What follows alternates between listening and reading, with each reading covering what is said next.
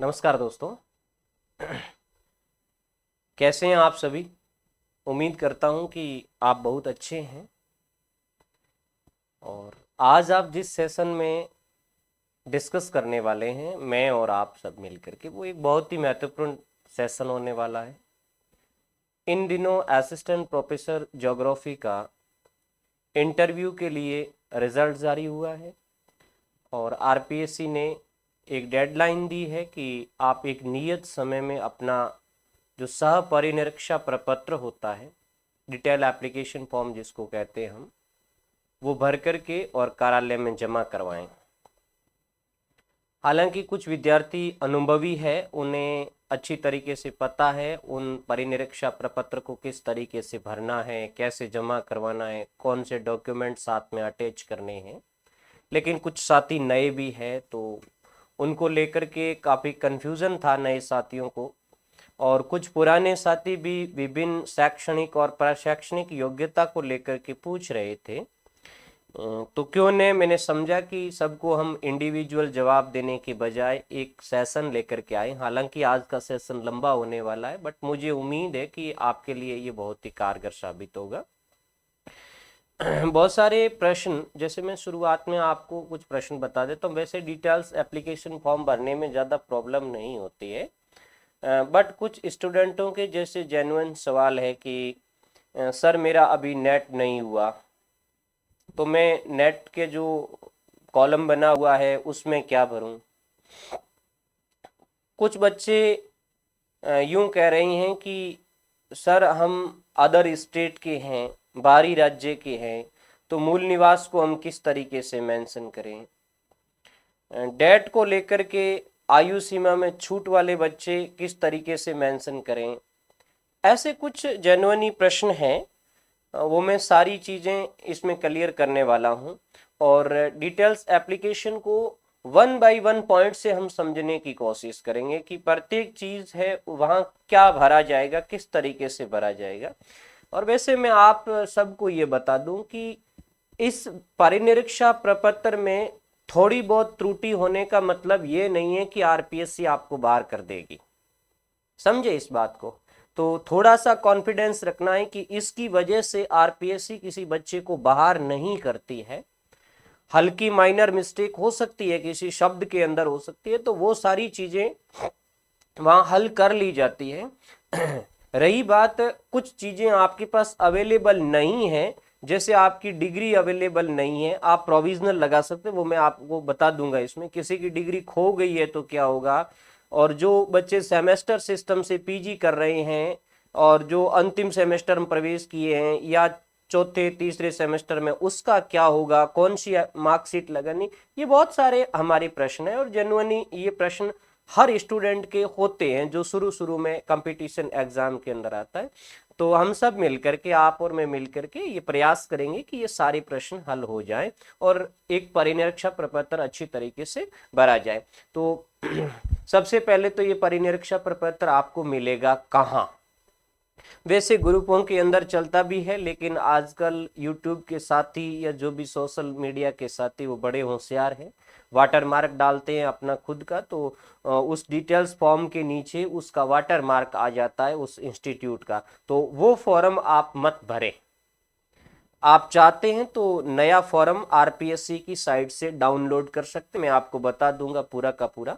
और या किसी ग्रुप में आया हुआ है वो फॉर्म और उसमें किसी भी तरीके से इंस्टीट्यूट वगैरह का लिखा हुआ नहीं है या पेन से कोई हाईलाइट वगैरह किया हुआ नहीं है, तो आप उसको वहां से ले सकते हैं। या किसी को नहीं मिलता है तो आप मुझे पर्सनली व्हाट्सअप कर सकते हैं। अपना जो प्लेटफॉर्म का व्हाट्सअप नंबर है उस पर आप व्हाट्सअप कर दीजिए, मैं आपको प्रोवाइड करवा दूंगा। ये अपने नंबर है,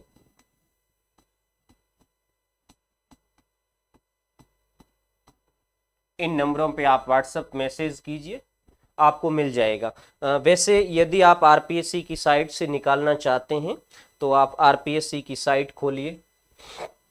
जैसे ही आप आरपीएससी के एग्ज़ाम डैशबोर्ड पे जाएंगे तो यहाँ आपको इम्पोर्टेंट डाउनलोड, इसके अंदर कुछ फीचर्स मिलेंगे, जैसे ये instruction of application, online application, rules, online objection and detailed form.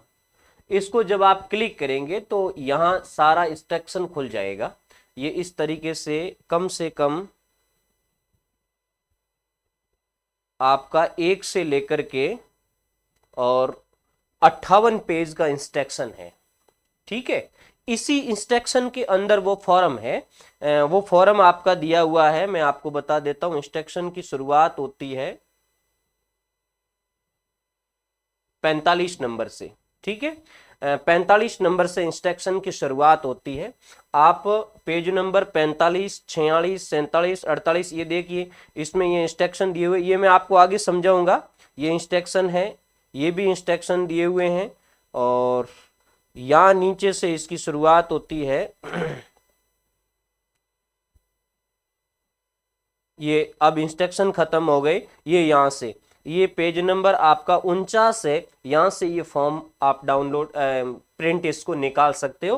Page number 49 से लेकर के आगे 49 है, 50 के अंदर, 51 के अंदर, 52, 53, उसके बाद 54, 55, 56, 57 और 58 पेज नंबर तक आपका डिटेल्ड फॉर्म है। एक बार पुणे में आपको बता देता हूं, आप आरपीएससी की होम साइट पे जाइए और कैंडिडेट इंफॉर्मेशन में जाइए, इंपोर्टेंट डाउनलोड में जाइए, और इंपोर्टेंट डाउनलोड के बाद में ये जो लिखा हुआ है 27 फरवरी को आरपीएससी ने अपडेट किया है इंस्ट्रक्शन फॉर एप्लीकेशन, इसके ऊपर जाइए। इस पर जाते ही इंपोर्टेंट आपको इंस्ट्रक्शन मिल जाएगा। ये इंस्ट्रक्शन 58 पेज का है, जिसमें 45 नंबर के पेज से लेकर के 58 नंबर के पेज तक आपका डिटेल्ड एप्लीकेशन फॉर्म है जो मिल जाएगा। आप वहां से इसको डाउनलोड कर सकते हैं, और इसके इंस्ट्रक्शन है वो आप अच्छी तरीके से, इंस्ट्रक्शन आप साथ में डाउनलोड करें, अच्छी तरीके से आपको इंस्ट्रक्शन है वो देखना। अब मैं इंस्ट्रक्शन के बारे में ही आपसे बात करूंगा, तो सीधा मैं इंस्ट्रक्शन फॉर्म पे आ जाता हूँ। वैसे ये आपको दिख रहा होगा, मैंने थोड़ा इसको बड़ा किया है, हालांकि यहाँ ये अच्छी तरीके से, यहाँ थोड़ा इसकी साइज छोटी थी, अब मैं इसको बड़ी साइज के अंदर आपको दिखाऊंगा। ये बड़ी साइज के अंदर है। मैं जहां जहां भी आपको जरूरत पड़ेगी जिस चीज की, उसको मैं हाईलाइट करके बताऊंगा, बाकी सारी चीजें बताने की आवश्यकता नहीं। थोड़ा सा मैं इसको छोटा कर देता हूं। देखिए विद्यार्थियों, सबसे पहले आपको एक काम करना है। अभी आरपीएससी ने नया सिस्टम किया है।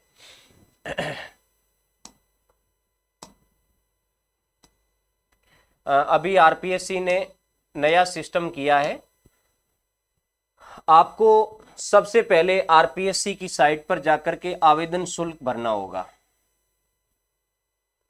अपने जो अभी साथी जाकर के आए हैं, जिन्होंने फॉर्म जमा करवाया बाकी वाले सब्जेक्टों के, ये उनसे पूछ ले।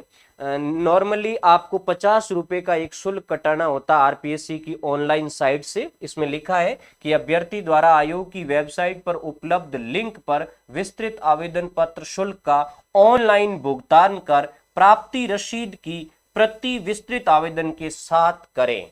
ध्यान से सुनना, 50 रुपए की आपको यहाँ शुल्क कटाना होगा ऑनलाइन, फिर उसकी जो रिसिप्ट निकलेगी 50 रुपए की, उसकी फोटोकॉपी आपको फॉर्म के साथ लगानी होगी। ओके, तो पहला काम तो आपका ये हो गया। फिर आवेदन पत्र को भरना है। ध्यान से सुने, आवेदन पत्र 2 प्रतियों में भरा जाएगा। जो अभी मैंने आपको बताया था, पेज नंबर 47, 48 से लेकर के 58 तक जो आपका प्रपत्र है, मैं आपको बता देता हूं कहां से कहां तक है। जब आप इंस्ट्रक्शन खोलोगे तो 49 से लेकर के पेज नंबर 49 से लेकर के पेज नंबर 58 तक आपका पूरा फॉर्म है। ये फॉर्म विद्यार्थियों 2 प्रति में भरना है। ओके, और समस्त दस्तावेजों की स्व प्रमाणित एवं स्व हस्ताक्षरित 1 प्रति अवश्य संलग्न करें। पहला ही बच्चों का ये कंफ्यूजन था कि चलो सर हम 2 फॉर्म भर रहे हैं। ध्यान से सुनना, ऐसा नहीं है कि एक फॉर्म भर करके दूसरे के लिए फोटोकॉपी कर दे, नहीं, दोनों ही फॉर्म हाथ से भरने हैं और विद्यार्थी खुद अपनी हैंडराइटिंग में भरे, इसमें लिखा हुआ है। लेकिन आपको जो आपके डॉक्यूमेंट है उनकी जो आपको फोटोकॉपी लगानी है वो एक फॉर्म के साथ लगानी है, यानी उसकी 1 प्रति लगानी है। समझ गए? जितने सारे आपके डॉक्यूमेंट है उनकी एक प्रति आपको उस फॉर्म के साथ लगानी। अब आप कहोगे सर किस फर्स्ट फॉर्म के साथ लगाएंगे, सेकंड? फर्स्ट और सेकंड कुछ नहीं है, वो आप फॉर्म दोनों ही एक साथ रखोगे और उसके साथ एक प्रति डालोगे। ओके, एकदम आपको समझ में आ गई होगी बात। और सारी आपकी जो शैक्षणिक प्रशैक्षणिक जो भी आपकी प्रतिलिपियां हैं वो आपने स्व हस्ताक्षर से प्रमाणित होनी चाहिए। अभ्यर्थी ई प्रवेश पत्र, ये बहुत इंपॉर्टेंट बात है। आपका जो एग्जाम का प्रवेश पत्र है वो और ऑनलाइन आवेदन पत्र की प्रति भी अवश्य संलग्न करें। दो काम आरपीएससी अब नया कर रही है। आपका जो एडमिट कार्ड है उस एडमिट कार्ड की एक फोटोकॉपी भी आपको आपके फॉर्म के साथ लगानी है और आपने जो आवेदन भरा था उसकी एक फोटोकॉपी भी साथ में लगानी है। अब बच्चे ये कहां से निकाले, किसी की दुविधा है। कुछ बच्चे ये कह रहे हैं कि सर प्रवेश पत्र हमारा खो गया, हम क्या करें। कुछ कह रहे हैं कि आवेदन फॉर्म उस समय रखा नहीं। तो वैसे आवेदन फॉर्म आपकी एसएसओ आईडी पे मिल जाएंगे। आप अपनी एसएसओ आईडी खोलिए, उस एसएसओ आईडी में रिक्रूटमेंट पोर्टल करके ऑप्शन है। रिक्रूटमेंट पोर्टल के अंदर जाओगे तो वहां माई रिक्रूटमेंट आएगा। माई रिक्रूटमेंट में आपने जितने भी फॉर्म भरे हुए हैं वो सारे फॉर्म वहां अवेलेबल है, आप वहां से फॉर्म निकाल सकते हैं। तो ये काम तो बहुत आसान है। अब ई प्रवेश पत्र वाला मामला ऐसा है कि कुछ भर्तियों के प्रवेश पत्र आरपीएससी की साइट पे हैं और कुछ के नहीं है। और एसएसओ पे भी अभी कुछ बच्चे बता रहे थे कि भाई ये जो प्रवेश पत्र है ये हटा दिए गए, यहाँ केवल रोल नंबर मिल सकता है। समझे, यहाँ केवल रोल नंबर मिल सकता है। तो आप पहले दोनों सर्च कर लीजिए, आरपीएससी की साइट पे भी कर लीजिए। वैसे आरपीएससी की साइट पे मैंने सर्च किया था, वहां अवेलेबल नहीं है। जैसे आप ये आरपीएससी की साइट पे जाते हैं और यहाँ other link, sorry RPSC online, यहां था कुछ इंपोर्टेंट,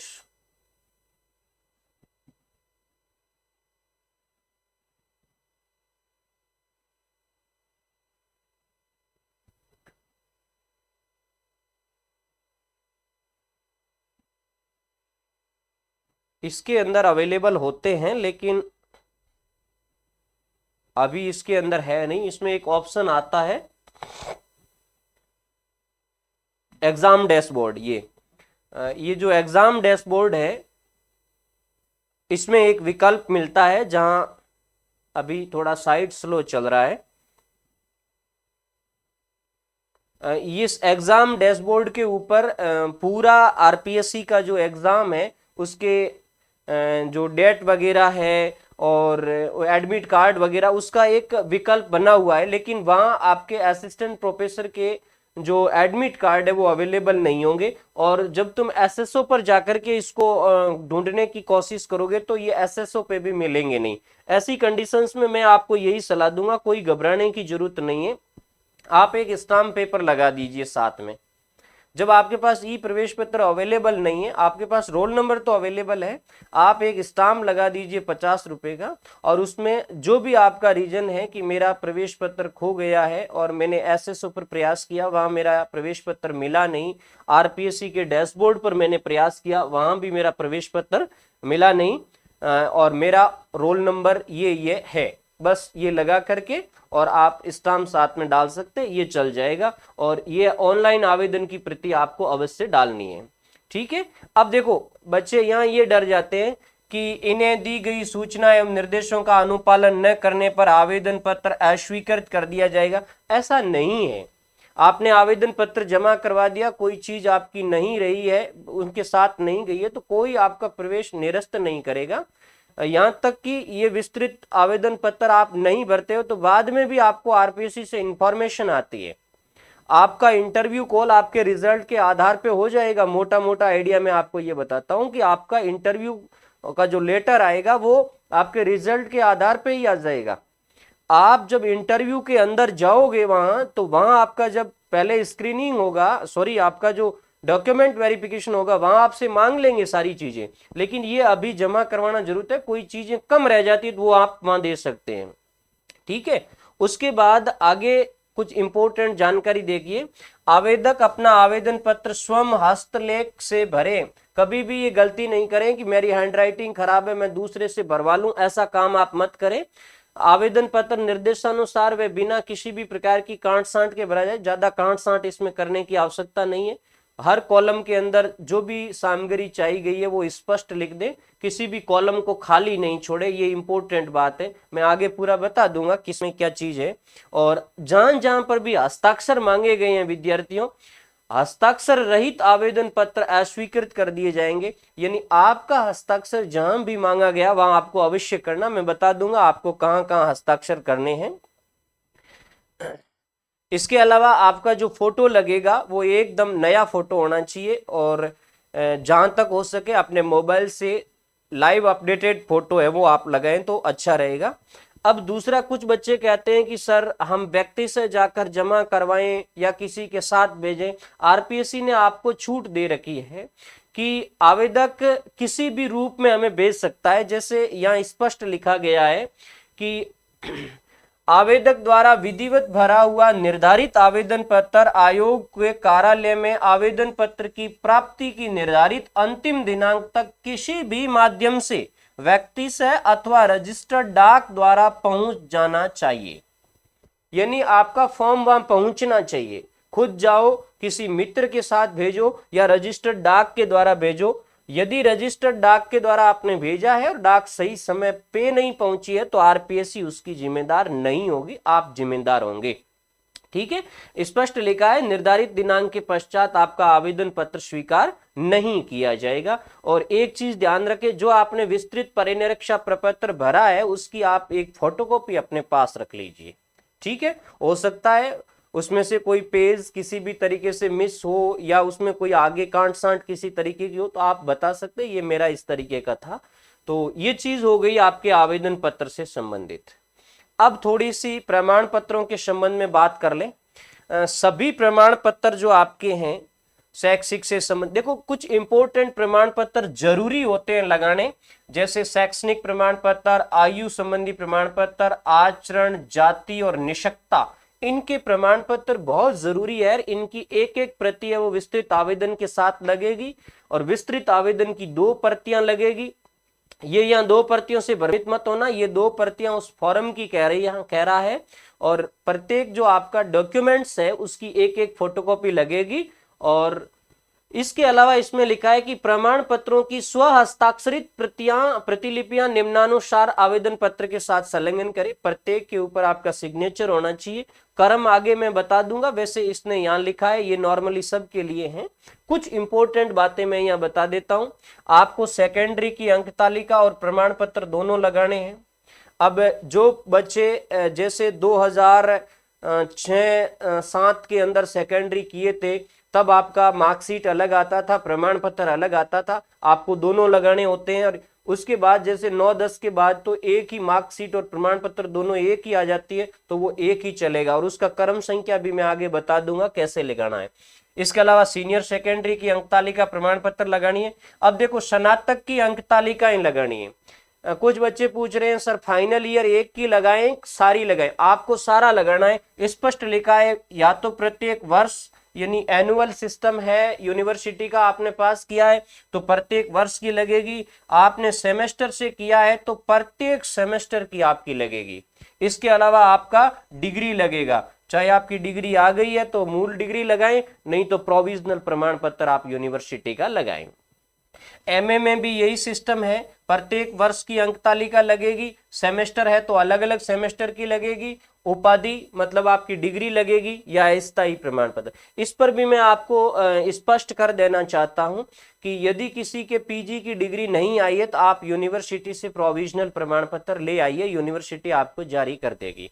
रही बात आपकी डिग्री खो गई है, यदि आपकी डिग्री खो गई है या यूनिवर्सिटी ने आपको भेज दी और लॉन्ग टाइम बाद भी आपके पास नहीं पहुंची है, आप यूनिवर्सिटी जाइए, वहां आप कंसल्ट कीजिए, यूनिवर्सिटी का प्रोसीजर क्या है उसके तहत आप एप्लीकेशन दीजिए। जब तक आपकी डिग्री नहीं आती है तब तक आप प्रोविजनल ले आइए, प्रोविजनल आपको दोबारा भी दिया जा सकता है, तो वो प्रोविजनल आपको यहाँ लगाना है। ध्यान रहे आपके पास पहले का कोई प्रोविजनल पड़ा है, जैसे आपके पास 12 महीना या 4 साल पहले का प्रोविजनल पड़ा है और उसको आज आप लगाना चाह रहे हैं, आरपीएससी मानेगी नहीं। स्पष्ट आगे लिखा हुआ है कि 6 महीने से लेटेस्ट आपका प्रोविजनल होना चाहिए।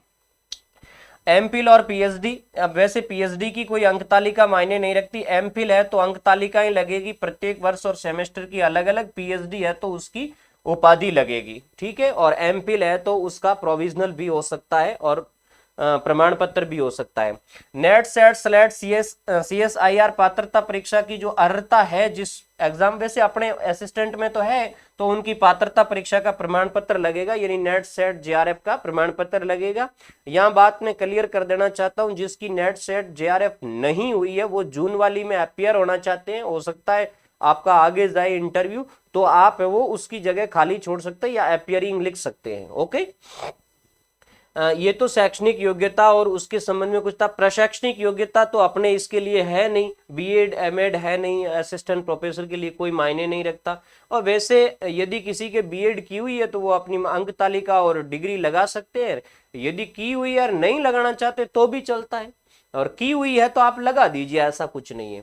अन्य शैक्षणिक योग्यता यदि अर्जित की है तो अंक तालिकाएं प्रत्येक वर्ष और सेमेस्टर की अलग अलग लगनी चाहिए, और वो भी डिग्री भी आपकी लगनी चाहिए। और इसके अलावा यदि आपकी भर्ती में अन्य कोई प्रमाण पत्र चाहा गया है, मैं आगे बता दूंगा क्या क्या प्रमाण पत्र चाहे गए, वो भी आपको साथ में लगाने हैं। देखो ये चीज इसने स्पष्ट लिखी है कि यदि किसी परीक्षा की उपाधि प्राप्त नहीं हुई, उपाधि का मतलब होता है डिग्री या प्रमाण पत्र, तो विश्वविद्यालय द्वारा जारी प्रोविजनल प्रमाण पत्र विस्तृत आवेदन पत्र के साथ संलग्न करे, जो कि 6 माह से अधिक पुराना नहीं होना चाहिए। ये बात मैंने पहले ही आपको कही थी, जो भी आपका प्रोविजनल लगेगा वो 6 माह से ज्यादा पुराना नहीं होना चाहिए।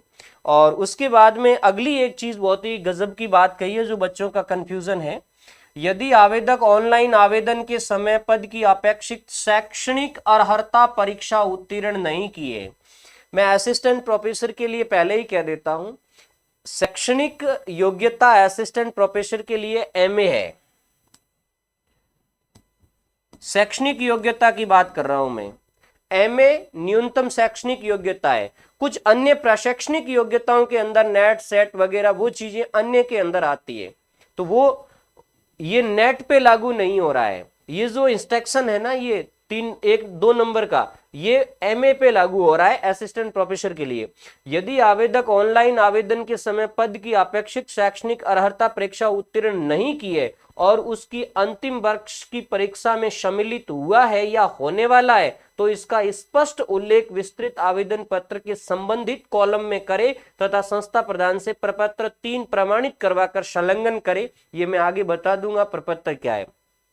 ये केवल उन्हीं के लिए है जो एमए फाइनल ईयर में प्रवेश कर चुके थे, यानी जिस समय उन्होंने फॉर्म भरा था उस समय उसके पास एमए कंप्लीट नहीं थी, लेकिन उसने एमए प्रीवियस कर ली थी, एमए प्रीवियस का रिजल्ट आ गया था, वो एमए फाइनल में अपीयर हो चुका था, उस स्टूडेंट के लिए ये बात आ रही है।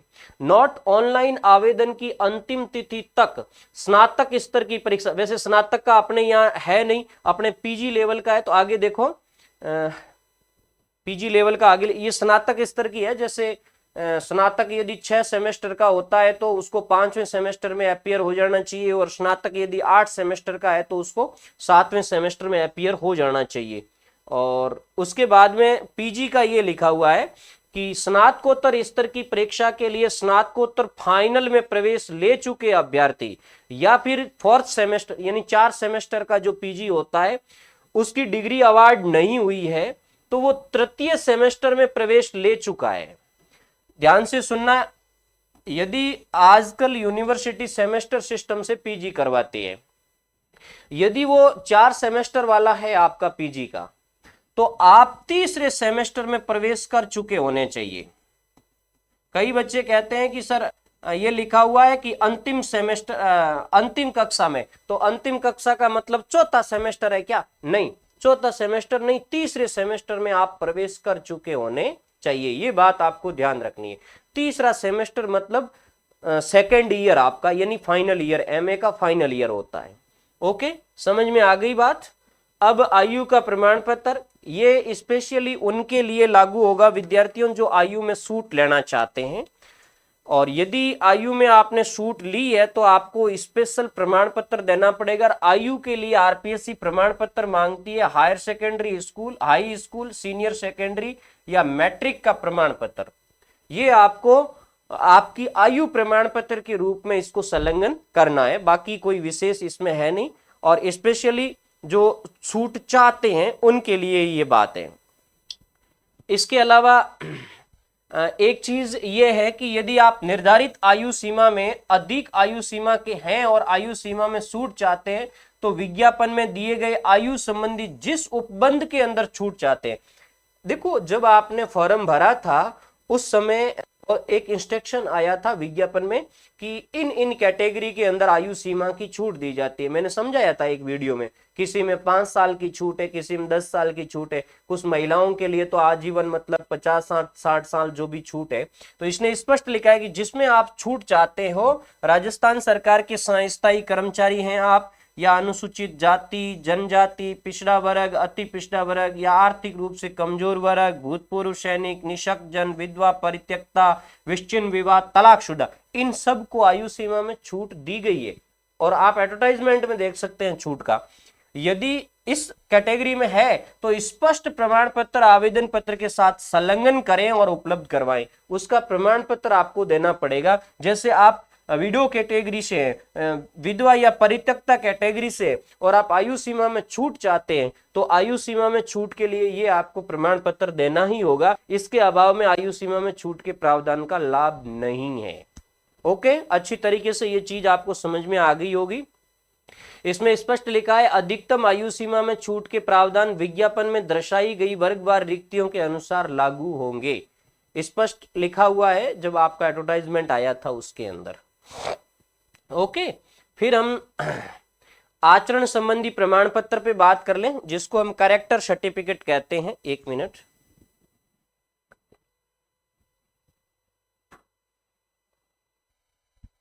हाँ, तो कैरेक्टर सर्टिफिकेट की बात करें, अभ्यर्थी आवश्यकता अनुसार अंतिम शिक्षण संस्था के प्राचार्य द्वारा प्रदत्त प्रमाण पत्र की प्रतिलिपि संलग्न करें। यह सब बच्चों के लिए कंफ्यूजन है कि सर अंतिम शिक्षण संस्थान कौन सी होगी। ध्यान से सुने, ये शैक्षणिक अर्हता और प्रशैक्षणिक अर्हता में जहां आपने रेगुलर डिग्री की है, फॉर द एग्जाम्पल आपने पीजी किया है, तो आपकी पीजी की जो कॉलेज है वहां से आप ले सकते हैं, या आपने बीएड किया है तो बीएड वाले कॉलेज का कैरेक्टर सर्टिफिकेट ले सकते हैं, या आपने ग्रेजुएशन किया है और उसके बाद सारा प्राइवेट किया है तो ग्रेजुएशन वाली कॉलेज से ले सकते हैं। आपने तो सीनियर ही किया और उसके बाद सारा प्राइवेट किया है तो आप सीनियर वाली स्कूल से ले सकते हैं कैरेक्टर सर्टिफिकेट। वो कैरेक्टर सर्टिफिकेट आपको साथ में लगाना है। ध्यान रहे उसकी फोटोकॉपी साथ में लगानी है। मूल कैरेक्टर सर्टिफिकेट आप साथ में मत लगाना, क्योंकि आगे किसी और भर्ती में जाओगे तो वहां मूल कैरेक्टर सर्टिफिकेट और मांगा जाएगा। तो अंतिम शिक्षण संस्था के प्राचार्य द्वारा प्रदत्त चरित्र प्रमाण पत्र आपको संलग्न करना है। ध्यान रहे आप राज्य सरकार के कर्मचारी है, मतलब आप सेवा के अंदर है, तो आपको चरित्र प्रमाण पत्र भेजने की आवश्यकता नहीं है। आपको अंतिम संस्था का चरित्र प्रमाण पत्र भेजने की आवश्यकता नहीं है। तो क्या करना है आपको, इसके बदले में स्थायी राज्य कर्मचारी होने का प्रमाण पत्र सक्षम अधिकारी द्वारा प्रदत्त किया गया हो उसको संलग्न करना है। अब इसको लेकर के कई लोग कह रहे हैं कि सर ये क्या होता है, कैसा प्रमाण पत्र है। कुछ नहीं, आप स्कूल में है, आप पुलिस डिपार्टमेंट में है, आप रेवेन्यू में कहीं पर भी है, आपकी जो अथॉरिटी है, आपका जो हेड है, फॉर द एग्जाम्पल स्कूल का हेड प्रिंसिपल होता है, आप तहसील में हो तो तहसीलदार आपका हेड होता है, जिसके पास आपकी सर्विस बुक है, वो अपने लेटर हेड पे यानी अपने कार्यालय के लेटर हेड पे सामान्य लैंग्वेज में लिख करके देगा कि उक्त कार्मिक है वो राज्य सरकार के अंदर नियमित कर्मचारी है और इस कार्यालय के अधीन इतने तारीख से लेकर के इतने तारीख या आज तक ये कार्यरत है। बस ये सामान्य एक प्रमाण पत्र लेना है। ओके, बात आपको समझ में आ गई होगी। उसके बाद में जाति प्रमाण पत्र पर बात कर लें। जाति प्रमाण पत्र में आपको ध्यान रखना है विद्यार्थियों, जो भी कैटेगरी है SC ST OBC और EWS MBC, इन सबको जाति प्रमाण पत्र चाहिए। राज्य सरकार के नियमों के अनुसार निर्धारित जो भी हमारा अथॉरिटी है, जैसे SDM हो गया, तहसीलदार हो गया, या नगर पालिका जो भी इनका अथॉरिटी है, उस अथॉरिटी के द्वारा जारी किया होना चाहिए। लेकिन एक चीज आपको ध्यान रखना है कि जाति प्रमाण पत्र प्रस्तुत करें जो ऑनलाइन आवेदन पत्र की प्राप्ति की अंतिम दिनांक से पूर्व का जारी हो। अब कई बच्चे इसको इतना ही पढ़ते हैं और फिर गड़बड़ कर देते हैं कि सर हमारे पास तो जब हमने आवेदन किया था उससे पहले का है ही नहीं, उससे पहले का है ही नहीं। मैं आपको कहूंगा कि आप 2 प्रमाण पत्र आपके पास है तो उसको लगा सकते हैं। एक तो आपको लेटेस्ट वाला तो लगाना ही है, हालांकि भले ही नहीं लिखा हो, ये बाद में मांग लेंगे आपसे। और यदि हाँ इंटरव्यू 12 महीना बाद जाता है तो उस समय तो फिर बनाना पड़ेगा। अभी आपसे केवल आरपीएससी ने ये मांगा है कि जब आपने आवेदन किया उससे जस्ट पहले का जाति प्रमाण पत्र दीजिए। यदि आपके पास उस समय का है तो वो लगा दीजिए और आज का है वो भी लगा दीजिए। यदि उस समय का नहीं है और आज का है तो आज वाला लगा दीजिए और एक स्टाम्प लगाना है आपको। आगे इसने लिखा है अन्यथा अभ्यर्थियों को वर्ग विशेष का लाभ विज्ञप्ति के अनुसार दे नहीं होगा। ये बहुत ही अटपटी सी लैंग्वेज लिखी हुई, डरावनी, लेकिन ऐसा नहीं है। इसने लिखा है कि किन्हीं कारणों से अभ्यर्थी द्वारा आवेदन की अंतिम तिथि तक जारी प्रमाण पत्र प्रस्तुत नहीं किया जाता या अंतिम तिथि के पश्चात जारी किया, देखो, तथा अंतिम तिथि के पश्चात जारी किया हुआ प्रमाण पत्र प्रस्तुत किया जाता है तो ऐसे अभ्यर्थियों को इस आशय का शपथ पत्र प्रस्तुत करना होगा कि वे आवेदन की अंतिम तिथि को संबंधित वर्ग की पात्रता रखता था। यदि आपके पास पुराना नहीं है और नया है तो आप नया लगाइए और एक 50 रुपए का स्टाम्प दीजिए जिस पर आप अपना नाम वगैरह लिख करके, और ये लिखना है कि उक्त परीक्षा के अंदर अंतिम तिथि ये थी, इससे पूर्व भी मैं इसी श्रेणी का अभ्यर्थी था या इसी श्रेणी के अंदर था, इस प्रकार का आपको सर्टिफिकेट देना है। ओके, फिर हम नीचे कुछ स्पेसिफिक पे आ जाते हैं। देखो, अब जाति प्रमाण पत्र किससे बनेगा, थोड़ा महिलाओं के लिए कंफ्यूजन है। मैं हमेशा महिला स्टूडेंट्स को कहता हूं कि फादर के नाम का जाति प्रमाण पत्र बनेगा। आरपीएससी ने स्पष्ट लिखा है कि सभी आरक्षित वर्ग की विवाहित महिलाएं जिनका विवाह हो गया है उनको अपने पिता के नाम से जारी प्रमाण पत्र विस्तृत आवेदन पत्र के साथ प्रस्तुत करना होगा। यानी जाति प्रमाण पत्र आपके पिता के नाम से ही बनेगा, चाहे वो विवाहित महिला है या नहीं है, अन्यथा उसे इस वर्ग का लाभ दे नहीं होगा। यदि आपने पति के नाम से जारी प्रमाण पत्र लगा दिया तो वो मान्य नहीं है। ओके, तो पिता के नाम का जाति प्रमाण पत्र होगा।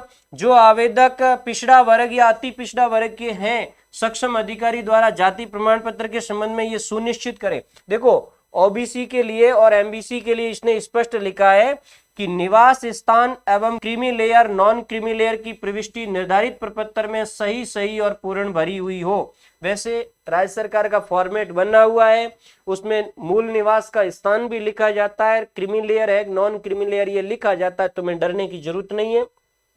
एक चीज ध्यान रखें विद्यार्थियों, यदि आप क्रीमी लेयर कैटेगरी में आते हैं, जिनके फादर लेटेस्टली वो बने हुए हैं, गजेटेड ऑफिसर है, या एक निश्चित उनकी जो सैलरी है वो नियम के अनुसार उसको पार कर चुकी है क्रीमिलेयर सीमा को, तो उनके जो स्टूडेंट होंगे जो भी वो क्रीमिलेयर कैटेगरी में आएंगे उनको आरक्षण का लाभ नहीं होगा। ऐसे अभ्यर्थी को सामान्य या अनारक्षित पद से ही आपको आवेदन करना होगा। यदि आपने पहले आवेदन कर दिया है तो वो गलत है, अब वो करेक्शन भी नहीं होगा, आपने गलत आवेदन किया है। और यदि उस समय आप जैसे जिस समय आपने आवेदन भरा था उस समय आपके पिता लेक्चरर नहीं थे और आप नॉन क्रीमी लेयर में थे तो आप नॉन क्रीमी लेयर में माने जाएंगे, और उसके बाद भले ही आपके पिता बन गए उससे कोई फर्क पड़ने वाला नहीं है। चलो, अब एक चीज इसमें और है कि कई स्टूडेंट ये कहते हैं कि सर मैं खुद लेक्चरर हूं, डायरेक्ट भर्ती से बना हूं, तो मेरा नॉन क्रीमी लेयर बन जाएगा। आप पर कोई बॉन्डेड नहीं है। व्यक्ति खुद असिस्टेंट प्रोफेसर क्या एसडीएम बना हुआ है या आरपीएस बना हुआ है और वो यदि जाति प्रमाण पत्र बनाना चाहता है तो उसके पिता की आय के आधार पे जाति प्रमाण पत्र बनेगा, उसकी खुद की आय पे नहीं बनेगा। तो ये चीज आपकी मेंशन होनी चाहिए, ध्यान में होनी चाहिए, ठीक है। इसके अलावा एक चीज इसने और बताई है, उस पर भी हम बात कर लेते हैं। जैसे ये लिखा है कि प्रमाण पत्र नियमानुसार माता पिता या देखो, यदि आपके माता पिता कार्यरत या सेवारत है तो दोनों की आय पर आधारित होगा। ये पटवारी को देखना है, आपको नहीं देखना है। इस लाइन को देख करके आपको डरने की आवश्यकता नहीं है। आपको तो पटवारी को ले जा करके आपके माताजी पिताजी यदि सर्विस में है तो उसकी पे स्लिप आपको देनी पड़ेगी। उसके आधार पे है वो उसका कैलकुलेशन करके वो बनाएंगे। यदि आप नॉन क्रीमी लेयर में है तो नॉन क्रीमी लेयर में, क्रीमी लेयर में है तो क्रीमी लेयर में, वो अपने आप बना देंगे। विवाहित महिला अभ्यर्थी को भी माता पिता की आय के आधार पर बनेगा। ठीक है। फिर ईडब्ल्यूएस वाली बात करें तो वो उसमें भी सेम ही है, वो पिता के नाम से बनेगा और महिला अभ्यर्थी को भी पारिवारिक आय के आधार पर पिता के नाम से प्रमाण पत्र जारी होगा। इसके अलावा जो निशक्तता के प्रमाण पत्र है, निशक्तता या यूं कहें कि जो डिसेबिलिटी है शरीर की, उसके प्रमाण पत्र भी आपको अच्छी अपनी ही श्रेणी के अंदर जमा करवाने। देखो इसमें स्पष्ट लिखा हुआ है निशक्तता के प्रमाण पत्र, यदि आवेदक निशक्त व्यक्ति है या डिसेबल पर्सन है, किसी भी श्रेणी में आता है, तो इसके प्रमाण पत्र में संपूर्ण भारतवर्ष के किसी भी राज्य के सक्षम चिकित्सा अधिकारी द्वारा, देखो यदि आप बाहरी स्टेट के हैं, यदि आप बाहरी स्टेट के हैं तो डिसेबल कैटेगरी के अंदर आप आ सकते हैं। और डिसेबल कैटेगरी में आप भारत के किसी भी सक्षम जो प्राधिकारी है उससे आप है वो बना सकते हैं। ऐसा नहीं वो राजस्थान का ही हो। इस परिपत्र के तहत उनका बना हुआ होना चाहिए और 40% या इससे अधिक है वो डिसेबिलिटी होनी चाहिए। और खैर आजकल आरपीएससी जो उनको संशय लगता है तो उसको वो चेक भी करवाती है प्रमाण पत्र को। इसके अलावा अनुभव संबंधी प्रमाण पत्र है, तो वैसे असिस्टेंट प्रोफेसर की भर्ती के लिए कोई अनुभव है वो लागू नहीं है, तो ये प्रमाण पत्र आपको लगाने की आवश्यकता नहीं है।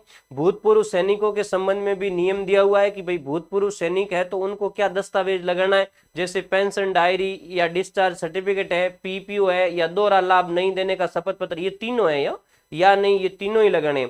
इसके अलावा कुछ भूतपूर्व सैनिक है जो एनओसी के जरिए आवेदन करता है तो उसको अपना जो प्राधिकारी होता है उससे एनओसी ऑनलाइन आवेदन की अंतिम तिथि से पहले वो जारी की गई एनओसी है और सेवानिवृत्ति तिथि उस एनओसी के ऊपर लिखी हुई होनी चाहिए, वो आपको सर्टिफिकेट जमा करवाना है।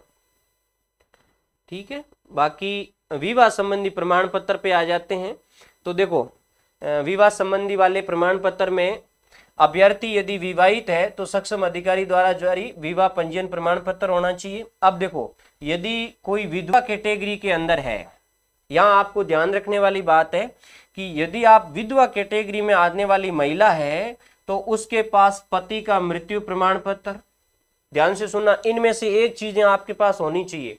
आप केवल विडो सर्टिफिकेट लगाने से कुछ नहीं होगा, विडो सर्टिफिकेट के साथ साथ आपको विडो प्रूफ करना होता है कि यही आपका पति है। ये प्रूफ करने के लिए आरपीएससी है वो क्या मांगती है, या तो आप पति का मृत्यु प्रमाण पत्र दीजिए या पति के नाम से लिंक प्रमाण पत्र जैसे राशन कार्ड है, नहीं ये तो देना ही है, इसके अलावा और देना है। एक तो पति का मृत्यु प्रमाण पत्र साथ में लगाना है और एक पति के नाम से लिंक प्रमाण पत्र, जैसे आपके पास राशन कार्ड है तो वो लगाना है, या किसी बच्चे का बर्थ सर्टिफिकेट है तो वो लगाना है, या वोटर आईडी लगानी है, या पति का आधार कार्ड लगाना है, या पति के मूल निवास का प्रमाण पत्र, इनमें से कोई एक लगाना है। डेथ सर्टिफिकेट तो लगाना ही है और विडो सर्टिफिकेट भी आपको लगाना है।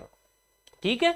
और यदि आप डिवोर्स कैटेगरी से हैं, विच्छिन्न विवाह, परित्यक्ता या तलाकशुदा श्रेणी की महिला है, तो वो आपको ऑनलाइन तिथि से जो आपने आवेदन किया है उस तिथि से पूर्व का जो आपके न्यायालय के द्वारा डिग्री जारी की गई है, आपका जो डिवोर्स हुआ है वो जो सर्टिफिकेट है वो आपको प्रस्तुत करना पड़ेगा। और ध्यान रहे आप डिवोर्स उस समय अर्थात आपने आवेदन किया उससे पहले होनी चाहिए, ये चीज बहुत ही जरूरी है। और एक चीज मैं विधवा वाली महिलाओं के लिए भी कह दूं कि आप विधवा है वो उस आवेदन की तिथि से पूर्व की होनी चाहिए। ठीक है। और दूसरी चीज आप पुनर्विवाह नहीं करनी चाहिए। पुनर्विवाह का विद्यार्थियों ये नियम होता है कि आप नौकरी लगने से पहले तो पुनर्विवाह कर ही नहीं सकते। यदि आपने पुनर्विवाह कर लिया है तो वो आप विडो मानी ही नहीं जाएगी। और दूसरा, आप नौकरी लगने के 3 साल तक विवाह नहीं कर सकते, आप शायद 3 साल ऐसा कुछ नियम है। और यदि 3 साल से पहले कर लेते लीगली और शिकायत हो जाती है तो फिर समस्या पैदा होती है। 3 साल के बाद आप लीगली कर सकते हैं। इसके अलावा यदि आवेदक का विवाह राजस्थान राज्य से बाहर संपन्न होने के कारण पंजीकृत नहीं हुआ है या अनिवार्य विवाह पंजीयन लागू होने से पूर्व संपन्न होने के कारण पंजीकरण में छूट चाहता है, तब भी वह इस हेतु पूर्ण विवरण सहित अपना शपथ पत्र देगा। वो पहले के जो जिस समय विवाह पंजीयन लागू नहीं होते थे उस समय यदि किसी का विवाह हो गया है तो वो है वो केवल सर्टिफिकेट उनको जमा करवाना है। इसके अलावा सेवारत कर्मचारियों के लिए थोड़ा इसमें दिया गया है एक चीज है, बाकी सेवारत के लिए तो मेन चीज तो मैंने आपको पहले बता दी थी कि भाई आपको अपने प्रधानाचार्य का सेवारत होने का प्रमाण पत्र देना होगा। अब एक चीज आप ये ध्यान रखें, कभी कभार क्या होता है कि कुछ बच्चे ज्यादा होशियारी करने की कोशिश करते हैं। ये यूं कह रहा है कि जो भी अभ्यर्थी है वो चाहे सेवा में स्थायी है या अस्थायी है, अपना आवेदन पत्र सीधे ही आयोग कार्यालय को भेजना चाहते हैं। एक तो हम जैसे मैं सेवारत कर्मचारी हूं, मैं सीधा आयोग को फॉर्म भेजता हूं, हर बच्चे ऐसे ही भेजते हैं। कुछ बच्चे ऐसे होते हैं वो क्या करते हैं, प्रिंसिपल के जरिए या अपनी हायर अथॉरिटी के जरिए बाई लिंक भिजवाते हैं। तो जैसे आज से 15 दिन बाद डेट थी, आज आपने आपके प्रिंसिपल को आज दे दिया, आपने रिसीव्ड ले ली, आपके प्रिंसिपल ने आगे आरपीएससी को फॉर्म नहीं भेजा, उसकी जिम्मेदारी आरपीएससी की नहीं रहेगी। ध्यान रखना, यही इसके अंदर लिखा हुआ, मूल बात यही लिखी हुई है। तो कोई भी विद्यार्थी है चाहे सेवा में है या नहीं है, खुद फॉर्म आरपीएससी में जमा करवाएं या रजिस्टर्ड डाक के द्वारा भेजें या अपने साथी के साथ भेजें। प्रिंसिपल से बाई चैनल भेजने की आवश्यकता नहीं है, वो चीज इसमें लिखी है। यदि आप भेजते हैं तो इसमें लिखा है कि आवेदक का दायित्व होगा कि वह साक्षात्कार से पूर्व, सॉरी ये चीज छोड़ो, हाँ ये चीज लिखी है, इस संबंध में अपने नियुक्ति अधिकारी विभागाध्यक्ष को वह अवश्य सूचित करे एक तो, और यदि कोई आवेदक अपना आवेदन पत्र अपने नियुक्ति अधिकारी या विभागाध्यक्ष के माध्यम से भेजता है तो वह आयोग कार्यालय में आवेदन पत्र प्राप्ति के अंतिम दिनांक के बाद पहुंचता है तो उस प्रार्थना पत्र पर आयोग विचार नहीं करेगा या आयोग द्वारा नहीं किया जाएगा, भले ही आवेदक ने प्रार्थना पत्र अपने नियुक्ति अधिकारी को अंतिम दिनांक से पहले प्रस्तुत किया है। खैर ये कोई नहीं करता, इस पर जाने की ज्यादा आवश्यकता नहीं है। एक चीज आपको ध्यान रखना है, ये बहुत ही अच्छा मेंशन किया है कि आवेदक का दायित्व होगा, ये सेवारत कर्मचारियों के लिए कि आवेदक का दायित्व होगा कि वह साक्षात्कार से पूर्व अपने विभागाध्यक्ष या कार्यालयाध्यक्ष से अनापत्ति प्रमाण पत्र यानी एनओसी प्राप्त कर आयोग कार्यालय को अवश्य भेजे। अब यहां एक बच्चों में कंफ्यूजन है, आरपीएससी ने एक साधारण लैंग्वेज डाल दी। अब कुछ बच्चों ने अभी एनओसी अप्लाई किया इंटरव्यू के लिए, हाँ जिसने एग्जाम के लिए एनओसी अप्लाई किया आपको एनओसी मिल गई, आप फॉर्म के साथ लगा दीजिए, कोई समस्या नहीं है। अब कुछ बच्चे ये कह रहे हैं कि सर हमने तो अभी एनओसी अप्लाई की है, अभी इंटरव्यू की एनओसी मिली नहीं, हम फॉर्म भेजे या नहीं भेजे। अरे भाई फॉर्म भेज दीजिए आप, एनओसी आप जब इंटरव्यू के लिए जाएंगे उस समय आपसे एनओसी मांग ली जाएगी, आप वहां एनओसी जमा करवा दीजिए। ओके अपने और हाँ आज की डेट में ही आप अपने विभागाध्यक्ष को फॉरवर्ड कर दीजिए एनओसी के लिए। उसके बाद में नेशनलिटी का है तो ये तो ज्यादा इश्यू है नहीं। एक चीज बिल्कुल स्पष्ट लिखी है कि आवेदक को आवेदन पत्र के साथ कोई भी मूल प्रमाण पत्र नहीं भेजना चाहिए जब तक कि आयोग द्वारा विशेष रूप से ऐसी मांग न की जाती है, अन्यथा मूल प्रमाण पत्र वापस लौटाने का दायित्व आयोग का नहीं होगा।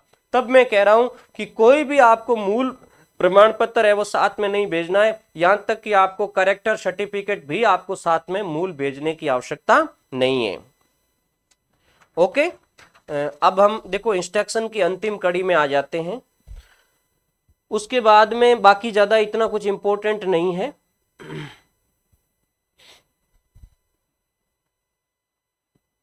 हाँ एक चीज ध्यान से सुने, यदि कोई आवेदक जानबूझ करके असत्य बात लिखेगा या कोई तथ्यपूर्ण बात छिपाएगा तो उसे अपात्र घोषित कर दिया जाएगा, और यदि राजकीय सेवा में है तो सेवा से पृथक किया जाएगा। बहुत डराया है आरपीएससी ने आप सबको, आप कोई भी तथ्य छिपाने की कोशिश मत करना। और हाँ नेट नहीं हुई है, आप नेट इतने इतने लिख रहे हैं तो वो चीज गलत है। और एक हाँ नेट की जब बात आ गई तो मैं आपको ये भी बता दूं कि आपने आवेदन फॉर्म भरा था, मतलब जिस समय ऑनलाइन आवेदन फॉर्म भरा था उस समय माना कि आपकी डेट तो हुई थी, नेट तो हुई थी 2018 में, आपने भूल से 2017 लिख दिया। अब आपके पेट में ऊहापोह की स्थिति पैदा होगी कि आरपीएससी मुझे डी बार कर देगी, ऐसा आपको कोई डी बार नहीं करेगा। ये आप आराम से निश्चिंत रहें। आप वहां कह सकते हैं कि सर मैंने उस समय गलत लिख दिया, इसका आप वो एक एफिडेविट साथ में डाल सकते हो, बाकी आपका कोई इश्यू नहीं है। किसी भी तरीके कोई भी आपके डॉक्यूमेंटली मिस्टेक रहता है, देखो आपने आपका जो मूल आवेदन फॉर्म भरा था उसमें आपका नाम है, आपकी जन्म तिथि है, पिता का नाम है, लिंग है और आपकी श्रेणी है, ये कुछ मेजर चीजें। इसके अंदर यदि आपने गलती की है तो उसका आपको खामियाजा भुगतना पड़ेगा। लेकिन आपने जैसे जो कोई आपका अर्हता थी उसमें यदि कोई पॉइंट में अलग लिख दिया, वर्ष में अलग लिख दिया, या कोई यूनिवर्सिटी आपने मेंशन की है, हालांकि यूनिवर्सिटी गलत मेंशन नहीं होती है, वो होती है तो वो डाउट के दायरे में आती है। यदि आपने कोई उसमें एक आध स्पेलिंग मिस्टेक कर दिया तो वो चीज आपकी ज्यादा इतनी इश्यू नहीं करती, उसका आप स्टाम्प लगा सकते हैं। कोई भी चीज जो आपका मानवीय भूल की वजह से मिसमैच हुआ है और जिससे आपका रिजल्ट प्रभावित नहीं होता है, उसका आप एफिडेविट साथ में लगा सकते हैं। ओके, इसके अलावा हाँ, एक ये चीज जो इसने लिखी है इस पर भी मैं आपसे बात कर लूं। जैसे ये जो 2 नंबर की चीज है कि विभिन्न प्रतियोगी परीक्षाओं हेतु जारी विचारित सूची, मतलब जैसे अभी आपकी जो मेरिट लिस्ट आई है उसके अनुसार काउंसलिंग कार्यक्रम समीक्षा परीक्षाओं के परिणाम के पश्चात अभ्यर्थियों से विस्तृत आवेदन पत्र प्राप्त किए जाते हैं, तथापि कुछ अभ्यर्थियों द्वारा इस अवधि में विस्तृत आवेदन पत्र आयोग में प्रस्तुत नहीं किए जाते हैं। जैसे कोई बच्चा है वो आवेदन पत्र भेजता नहीं है तो उक्त अवधि में विस्तृत आवेदन पत्र प्रस्तुत नहीं करने वाले अभ्यर्थियों को यह अवधि समाप्त होते ही आयोग द्वारा नोटिस जारी कर एक अवसर और दिया जाएगा। ऐसा नहीं है कि आपकी डेट चूक गई मतलब गए आप। यदि सडन आपके कुछ शरीर में प्रॉब्लम हो जाती है, आपके घरेलू कोई समस्या हो जाती है, तो आप इतना नर्वस मत होइए। जैसे ही आपकी डेट जाती है तो आयोग आपको नोटिस भेजेगा, उस नोटिस के दौरान है वो, यदि नोटिस भेजता है तो उस नोटिस के दौरान आप जमा करवा दिए जाते हैं। अवसर दिए जाने की उक्त सूचना आयोग की वेबसाइट पर भी ऐसे अभ्यर्थियों की सूची के साथ प्रदर्शित की जाएगी। इस अवसर के पश्चात भी उपस्थित नहीं होने पर नियमानुसार आगामी कार्रवाई की जाएगी। वैसे आरपीएससी बड़ी धैर्यवान है, इतना जल्दी किसी भी स्टूडेंट को वो बाहर फेंकती नहीं है। ठीक है, ये हो गया आपका विस्तृत आवेदन पत्र। अभी केवल इंस्ट्रक्शन है, अभी मैं आपको फॉर्म भरना सिखाऊंगा पूरा कि फॉर्म भरा कैसे जाता है। एक चीज विद्यार्थियों ध्यान रखें, यदि आप बाहरी राज्य के मूल निवासी हैं तो आपको पहले ही अपना मूल आवेदन पत्र जनरल कैटेगरी से भरना था, और यदि आपने जनरल कैटेगरी से नहीं भरा है, आपने ओबीसी से भर दिया है, आप अभी एलिजिबल नहीं है। आप उस स्टेट के अंदर ओबीसी में है, आप राजस्थान के अंदर ओबीसी में नहीं है, आप बाहरी राज्य के मूल निवासी है, मतलब आपको फॉर्म जनरल में ही भरना था। और वैसे आप सभी असिस्टेंट प्रोफेसर बनने जा रहे हैं तो इस बात का तो आपको अच्छी तरीके से ख्याल है ही। ओके, चलो अब हम आगे परिनिरीक्षा प्रपत्र पे आ जाते हैं, डिटेल्स फॉर्म पे आ जाते हैं। एक एक चीज मैं आपको बड़ी गहराई से बताऊंगा विद्यार्थियों। यहां आपका फोटो लगाना है, आवेदक का हस्ताक्षर युक्त नवीनतम फोटो आधा फोटो पर एवं आधा फॉर्म पर, यानी यहाँ नया फोटो लगाना है जिसके ऊपर सिग्नेचर करना है, आधा फोटो पर करना है और आधा आपका फॉर्म पर सिग्नेचर करना है, इस तरीके से। ओके, यहाँ आप ये केवल आपको इंस्ट्रक्शन दिया जा रहा है कि विस्तृत आवेदन पत्र के साथ ऑनलाइन जमा कराई गई 50 रुपए की राशि की प्राप्ति रसीद संलग्न करे। ये पीछे संलग्न कर देनी, मैं आपको बता दूंगा कहां संलग्न करनी है। आगे आइए, यहां आपका रोल नंबर लिखा जाएगा, यहां आपका आवेदन पत्र क्रमांक लिखा जाएगा। ध्यान से सुनना, आवेदन पत्र क्रमांक कौन सा, जब आपने फॉर्म भरा था ना उस समय आपकी एप्लीकेशन आईडी आई थी वो यहां भरी जाएगी। ये आपको नहीं भरना है विद्यार्थियों, यहां ऑनलाइन जमा प्राप्ति का क्रमांक में शुल्क भरना है। आपकी जो आपने 50 रुपए का ऑनलाइन रसीद कटाई है ना, उसका क्रमांक, जैसे क्रमांक आया 45 तो आपको ऐसे भरना है 45 और यहां कोष्टक में रुपए लिखने हैं 50 रुपए, इस तरीके से भरना है, या ऐसे लिखना क्रमांक 45 और 50 रुपए। समझ में आ गई बात। विज्ञापन शुद्धि पत्र संख्या, विद्यार्थियों यहां आपको जो आपका विज्ञापन निकला था उसकी विज्ञापन संख्या लिखनी है। और यदि किसी के पास विज्ञापन नहीं है तो आप आरपीएससी की वेबसाइट से डाउनलोड कर सकते हैं। फिर भी आपके पास नहीं मिलता है तो आप मुझे व्हाट्सएप मैसेज करिए, वो जो मैंने आपको नंबर बताए थे मेरे, 86 19 54 60 73 8619546073 इस पर आप व्हाट्सएप करिए, मैं आपको ये प्रोवाइड करवा दूंगा। और वैसे अभी मैं आपको बता ही देता हूं इसका विज्ञापन क्रमांक भी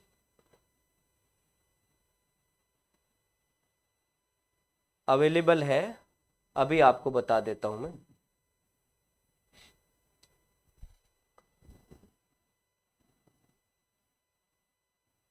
सॉरी, 1 मिनट है।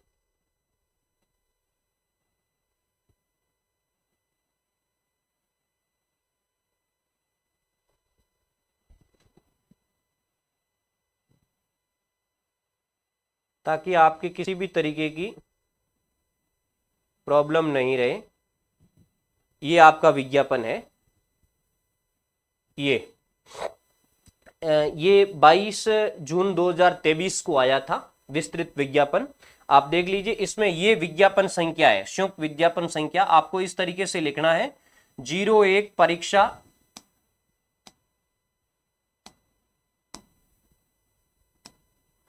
01 परीक्षा ऑब्लिक सहायक आचार्य ऑब्लिक कॉलेज शिक्षा ऑब्लिक EPI EP1 है ऑब्लिक 2023-24। ये आपकी विज्ञापन संख्या है विद्यार्थियों।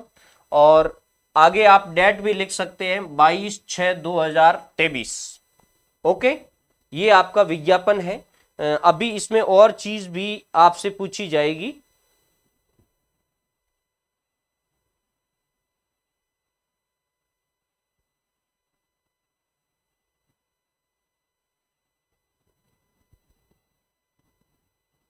विज्ञापन आपने लिख दिया, उसके बाद में इंस्ट्रक्शन पे आ जाते हो। यहाँ तो आपकी विज्ञापन संख्या आ जाएगी। ये देखो पद कोड एवं पद क्रम, तो ये मैं आपको यहाँ बता देता हूं। ज्योग्राफी का ये पोस्ट नंबर ज्योग्राफी के लिए है, तो ये 13 नंबर है। पद क्रम और ज्योग्राफी यही लिखा जाएगा इसमें, नहीं पद कोड और क्रम संख्या, तो पद कोड 1 मिनट। हाँ,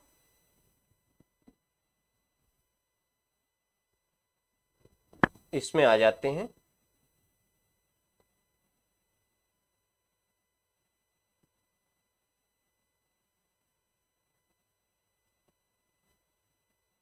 यही लिखा जाएगा इसमें 13 ज्योग्राफी, तो आप 13 लिख दीजिए पद क्रम या कोड, ठीक है। उसमें ऑब्लिक में कुछ लिखने की आवश्यकता नहीं है। यहां आपको पद कोड है वो 13 लिख। कई बार क्या होता है, पद कोड और क्रम संख्या अलग अलग लिखी आती है, वैसे इसमें अलग है नहीं। जहां तक यदि आपको और कहीं आपने देखा है तो मैंने इसमें आपको कोड नंबर अलग से मिलता नहीं। कई बार एग्जाम के अंदर कोड नंबर अलग से दिया हुआ आता है, यहाँ केवल क्रम संख्या ही दी हुई है, कोड नंबर अलग से दिया हुआ नहीं है। क्रम संख्या है, नेम ऑफ पोस्ट है, तो जहां तक मैं समझता हूं कि ये क्रम संख्या ही आपका कोड मानी जाएगी। तो 13 नंबर कोड पे आपकी ज्योग्राफी है, तो इसमें आप 13 नंबर भर दीजिए। बाकी मैं और भी इसमें डिटेल देख लेता हूं, ऐसा कोई कोड का अलग से दिया हुआ नहीं है, ठीक है। उसके बाद देखो पद का नाम, तो असिस्टेंट प्रोफेसर है, और असिस्टेंट प्रोफेसर के कोष्टक में आप ज्योग्राफी लिख दीजिए, या ज्योग्राफी इंपॉर्टेंट है, ज्योग्राफी, और कोष्टक में लिख दीजिए AP असिस्टेंट प्रोफेसर। विभाग का नाम कॉलेज शिक्षा, ठीक है। इससे कोई आपको बाहर करने वाला नहीं है, ऐसा नहीं है कि आपको इससे बाहर कर दिया जाएगा। फिर ध्यान से सुने, ये जो आरक्षण वर्ग लिखा हुआ है, जो आपकी कैटेगरी आती है उसमें आपको बड़ा टिक करना है। जैसे आप OBC नॉन क्रीमी लेयर में है तो यहां बड़ा टिक कर दीजिए, और यहां हल्का हल्का आपको डैश कर देना है, ठीक है। कुछ बच्चे इसमें क्रॉस करते हैं, वो भी गलत नहीं है, आप कर सकते हैं, मैं भी। और जो आपका सही है उसके ऊपर टिक करना है। और यदि आपको कोई बच्चे ने ये कहा है कि इसमें हम हाँ भर दें तो भी सही है, कोई बात नहीं, इसमें हाँ भर दो और बाकी वाले में खाली करें, लेकिन आप टिक लगाएं। जन्म स्थान और मूल निवास, तो ये तो बहुत इजी है। किसी भी राज्य के हैं आप, यहाँ जन्म स्थान में यहाँ राज्य आएगा, जन्म और मूल दोनों का हो, इस कॉलम में जन्म स्थान का आएगा और इसमें मूल स्थान का। मूल स्थान मतलब आज आप जहां रह रहे हैं, और जिसका सेम है तो वो सेम ही लिखेगा। यहाँ जिला आएगा, बाहरी राज्य के हैं तो उनका अपना जिला आएगा, तहसील आएगी, और अन्य कोई टिप्पणी लिखनी चाहते हैं जैसे गांव वगैरह लिख सकते हैं। उसके बाद देखो, ये जो विशेष श्रेणी वाले व्यक्तियों के लिए है, जो डिसेबल प्रश्न है उनके लिए है, या जो महिला है जिनकी कोई अलग कैटेगरी बनती है, स्पेशल कैटेगरी, उनके लिए। जैसे विडो कैटेगरी की महिलाएं हैं या डिवोर्स कैटेगरी की महिलाएं हैं, तो इसमें क्या होता है, जो आपका कॉलम सेलेक्ट होता है उसके अंदर आपको हाँ लिखना है, बाकी में क्रॉस करना है। जैसे विडो कैटेगरी है किसी महिला की, तो यहां आपको लिखना है हाँ, और बाकी के अंदर आपको क्रॉस क्रॉस क्रॉस करता है। इस तरीके से जो भी कैटेगरी आपकी इसमें से बनती है उसमें हाँ लिखना, बाकी में क्रॉस कर देना है। फिर सेवारत कर्मचारी की हम बात करें तो यहाँ सेवारत कर्मचारी का केवल मात्र ये विवरण भरना है कि आप किस विभाग पे हो। और वैसे कई बार कुछ स्टूडेंट ये भी कहते हैं कि जैसे सेवारत कर्मचारी है तो यहाँ अपन यहाँ लिख देते हैं, और विभाग का नाम जैसे आप शिक्षा विभाग में तो यहाँ शिक्षा विभाग लिख देते हैं, पद जैसे आप लेक्चरर में है तो यहाँ प्राध्यापक लिख देते हैं। कोई फर्क नहीं पड़ता है, लिखते हो तो भी फर्क नहीं पड़ता है, नहीं लिखते हो तो भी कोई फर्क नहीं पड़ता है। जैसे आप राज्य सेवक कर्मचारी है तो इसमें टिक कर दीजिए, इसमें आप खाली छोड़ दीजिए। यदि आप पंचायती राज विभाग के तो इसमें टिक कर दीजिए, खाली छोड़ दीजिए। ओके, फिर ये आपका डिटेल्स है।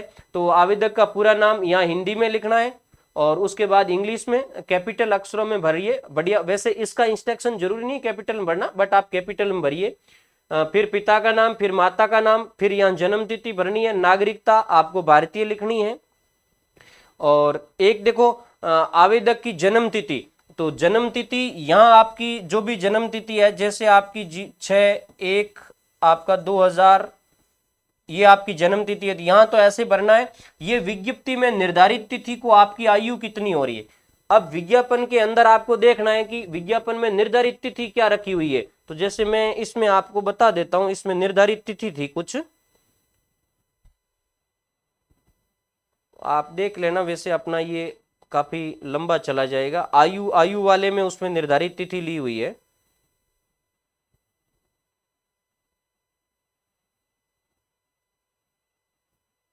हाँ, ये देखो दिनांक 1/7/2023, तो निर्धारित तिथि है वो 1/7/2023 माननी है आपको। ये आयु का पूरा कैलकुलेशन यहां से होता है। तो 1/7/2023 तक आपकी आयु क्या होनी चाहिए, ध्यान रखना। आगे अटेस्टेशन फॉर्म के अंदर न्यूनतम आयु और अधिकतम आयु मांगी जाएगी कार्मिक की। तो न्यूनतम आयु इसमें 21 वर्ष है एडवर्टाइजमेंट में, और अधिकतम आयु 40 वर्ष है।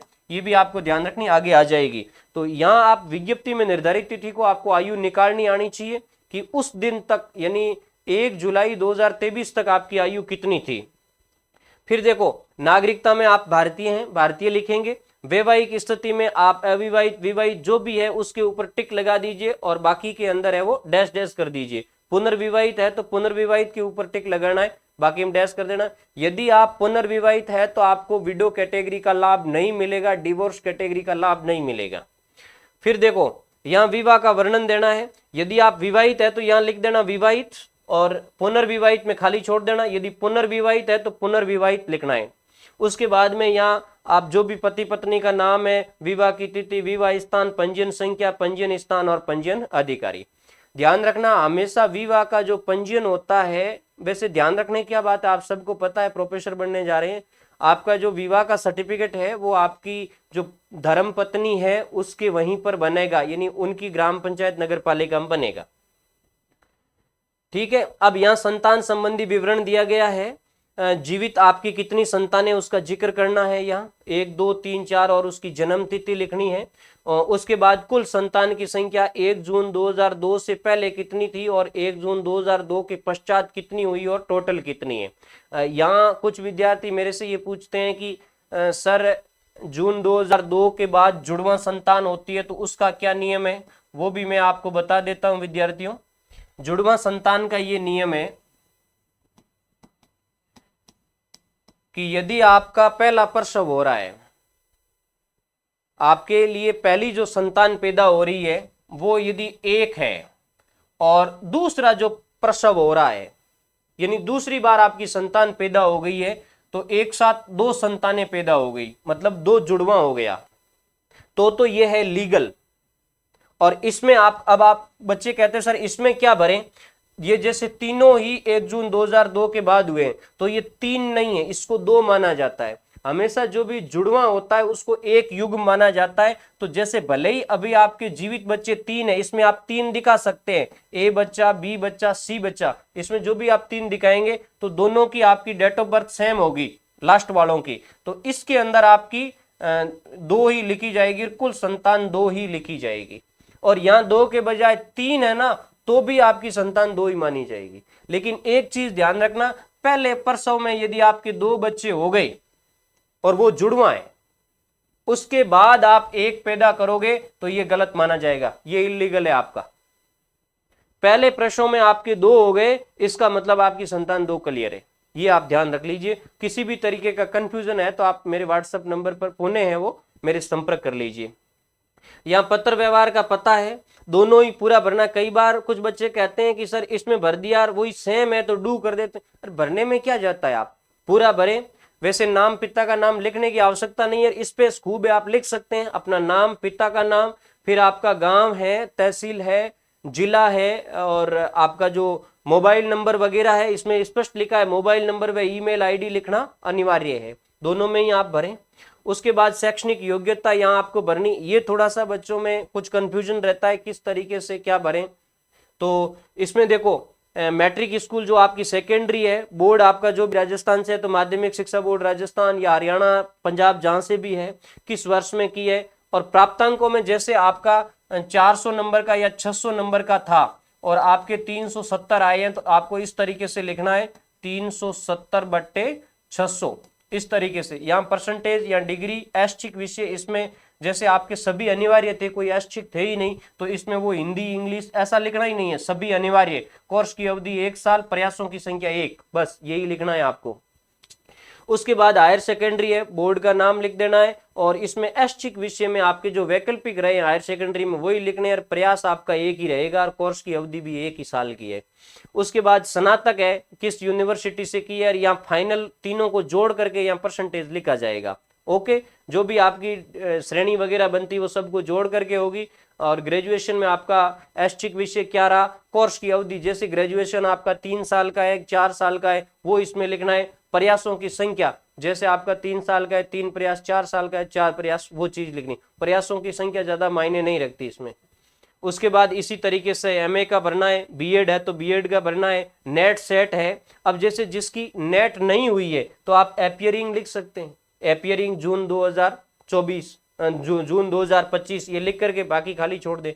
और जिसकी नेट हो गई है तो बोर्ड आपका जैसे CSIR नेट हुई है, या फिर आपका ये CBSE नेट हुई है, सॉरी NTA नेट हुई है, जो भी हुई है वो आप लिख दीजिए। उसके बाद आपको वर्ष लिख देना है। यदि प्राप्तांक आपके पास है, जो अंक तालिका है, तो लिख देनी, अंक तालिका निकल जाती है NTA की साइड से। विषय में आप जो भी जिससे भी किया है, कोर्स की अवधि लिखने की आवश्यकता नहीं है। MPhil PhD वगैरह जो भी है आपका, वो इस तरीके से आप भर सकते हैं। बाकी आपके पास नहीं है तो यहाँ कोई भरने की आवश्यकता नहीं है। फिर देखो इंटर्नशिप है, इसको आप नील कर देना है, क्योंकि ये अपन पे लागू होती नहीं है। सारा कैपिटल के अंदर भरना। रजिस्ट्रेशन, मेडिकल काउंसलिंग, नर्सिंग, ये है नहीं तो इसमें भी आप नील भर देना। इसके अलावा अनुभव अपने मांगा नहीं है इसमें, यानी इसमें कोई अनुभव है नहीं, तो इसको भी आप नील भर देना। उसके बाद देखो यदि आपने पूर्व में 12 दे, यानी ये अनुभव की बात कर रहा है कि माना ये तो किसी के लिए जरूरी अनुभव है उसकी बात कर रहा है, तो जरूरी अपने है नहीं, अपन ने इसमें नील भर दिया। अब इसमें किसको भरना है, यदि जो सेवा में नहीं है, फ्रेश बच्चे बेरोजगार है, उसको तो इसमें भरना है नील। जो सेवा में है उसको यहाँ सेवा का विवरण देना है, चाहे वो राजस्थान सरकार का कर्मचारी है, चाहे वो भारत सरकार का कर्मचारी या किसी दूसरे राज्य का, उसको पूरा विवरण भरना है। यहाँ आपके पद का नाम भरना है, या एम्प्लॉय ID भरनी है आपकी, चाहे वो किसी भी स्टेट की है तो आप एम्प्लॉय ID भरिए। नियुक्ति अधिकारी का नाम और विभाग। अब कई बच्चे मेरे से ये कह रहे हैं सर नियुक्ति अधिकारी कौन होगा, जिसने आपका अपॉइंटमेंट लेटर जारी किया उसके ऊपर जिसका सिग्नेचर है वो आपका नियुक्ति अधिकारी है। ओके, जैसे आप स्कूल एजुकेशन में लेक्चरर है राजस्थान में, तो डायरेक्टर सेकेंडरी एजुकेशन यानी निदेशक माध्यमिक शिक्षा आपका है वो अपॉइंटिंग अथॉरिटी है। पद ग्रहण करने की दिनांक, आपने किस दिन ग्रहण किया, पद छोड़ने की दिनांक, यदि आपने कोई छोड़ दिया है पहले तो, नहीं तो कंटिन्यू है तो लिखने की जरूरत नहीं है। स्थायी है, अस्थायी है, संविदा कर्मी जो भी है, आपका वेतनमान क्या है, और इससे संबंधित आपने डॉक्यूमेंट देना पड़ेगा आपका। जैसे आपका वो है ना स्थायी राज्य कर्मचारी या अस्थायी राज्य कर्मचारी होने का प्रमाण पत्र है, उसकी संलग्न संख्या लिखनी है, आपने कितने नंबर पे आपको उसका संलग्न किया है, यानी उसकी फोटोकॉपी कितने नंबर पे लगाई है। इसके अलावा यदि आप विज्ञापन के अनुसार अधिकतम आयु में छूट चाहते हैं तो हाँ लिख करके उसकी संलग्न संख्या लिखनी है, आपको प्रमाण पत्र देना पड़ेगा ना भाई किस आधार पर आप छूट लेना चाहते हो। जिसके नहीं है वो नील लिख दीजिए, यदि कोई पुरस्कार वगैरह है तो हाँ लिखिए और उसका संलग्न कीजिए, और नहीं है तो नील कर दीजिए। यदि कोई आपने रिसर्च किया है, शोध पत्र, जिसने पीएचडी वगैरह है तो वो हाँ लिख करके और अपने टॉपिक का विवरण लिखिए, जिसका नहीं है तो वो ना लिख दीजिए। यदि आपको आयोग द्वारा दंडित किया है, यदि है तो आप यहाँ हाँ लिख करके और यहाँ पूरा आपको डिटेल देना है, और नहीं है तो फिर इसको पूरे को नील कर देना। यदि आप पर कोई अपराध है तो फिर यहाँ उसकी डिटेल भरनी है, और नहीं है तो नील। अब है मेरे हिसाब से नहीं होंगे सारे अपने मित्र, लेकिन यदि कोई है तो डिटेल भरनी है। आप तथ्य छुपा नहीं सकते क्योंकि उसके बाद में आपका चरित्र वेरिफिकेशन होगा, और आपको नहीं है तो नील भरनी है। अब ये वो है वो शपथ पत्र है जिसमें आवेदक को अपना हस्ताक्षर करना है। देखो इसमें कोई काटने वाटने की जरूरत नहीं, ये सारा आप पर लागू हो रहा है। यहाँ आपका गांव जो भी स्थान है वो लिख करके, डेट कोई भी लिख करके, जरूरी नहीं वो जमा करवाएं, वो कोई भी लिख करके यहाँ आपका सिग्नेचर कर दीजिए। उसके बाद देखो यहाँ संलग्न है, ये चीज बच्चों के समझ में नहीं आती, कई बार बच्चे पूछते हैं सर इसका किस तरीके से क्या करना है। देखो ये पूरा डिटेल आपको अच्छी तरीके से भरना है, और इसमें जो आप फोटोकॉपी संलग्न कर रहे हैं ना वो इसके साथ लिखनी है। जैसे अंक पत्र का मतलब होता है मार्कशीट, यहाँ 10वीं की मार्कशीट का लिखना है। अब 10वीं की मार्कशीट जिन विद्यार्थी जो 2008 से पहले जिन्होंने 10वीं की, तो मार्कशीट अलग है और उसकी डिग्री अलग है, तो उसको यहाँ केवल मार्कशीट ही भरनी है, डिग्री वाला नीचे भरा जाएगा। और 10 के बाद वाले बच्चे हैं, मैक्सिमम 10 के बाद वाले होंगे जिसकी डिग्री और अंक तालिका साथ में ही है, तो आपको यहाँ उसी का क्रमांक भरना है। पहले ऊपर छोटे अक्षरों में लिखना, जैसे इसको 2 भागों में बांट करके अपन को ध्यान रखना है कि ऊपर इसका क्रमांक आ जाना चाहिए ऐसे 1 2 3 4 5 6 7 जो भी है, और नीचे उसकी जारी दिनांक। आपको सर जारी दिनांक कहाँ देखें, आप उस प्रमाण पत्र के नीचे देखिए, वहां कहीं न कहीं एक डेट लिखी होगी, वो डेट आपको यहाँ लिखनी है। जैसे आपका किसी का 12/6/2015 को वो जारी हुआ, यहाँ लिख देना 12/6/2015, और इसकी क्रम संख्या लिखनी है विद्यार्थियों 1। अब उस फोटोकॉपी के ऊपर भी आपकी क्रम संख्या 01 एक कॉर्नर में लिखनी पड़ेगी 10वीं के मार्कशीट की। उसके बाद में 10वीं का प्रमाण पत्र। अब आप कहोगे सर ये प्रमाण पत्र तो चलो 10 से पुराने वाले उनके पास तो अलग है, लेकिन जो 10 से नए हैं जिसने 15 में की उसके पास प्रमाण पत्र अलग से है नहीं, तो अलग से नहीं है तो विद्यार्थियों ध्यान रखना यही लिखना है वापस, क्योंकि आपका उपाधि भी यही है, तो यही क्रम संख्या वापस लिखनी है 1 2 3 4 5, और ये डेट लिखनी है, और फिर आगे लिखना है 01। उसकी 2 फोटोकॉपी देने की जरूरत नहीं है, वो 01 है तो 01 ही लिखना है। फिर इसी तरीके से आपको 12वीं का भरना है, जिसकी अलग अलग है तो अलग अलग भरना। और हाँ, जैसे 10 से कोई पहले वाला है तो उसका आपका सर्टिफिकेट का क्रमांक यहाँ आएगा और यहाँ 02 आएगा, समझे, क्योंकि उनका अलग था। जैसे मेरा अलग है, मेरी 10वीं की मार्कशीट अलग है, प्रमाण पत्र अलग है, तो मार्कशीट 1 नंबर पे आएगी, प्रमाण पत्र है वो 2 नंबर पे आएगा। और जिसकी मार्कशीट प्रमाण पत्र एक ही है तो दोनों में 1-1 लिखा जाएगा। इसी तरीके से 12वीं का या क्रम संख्या, दिनांक और उसके बाद संलग्न।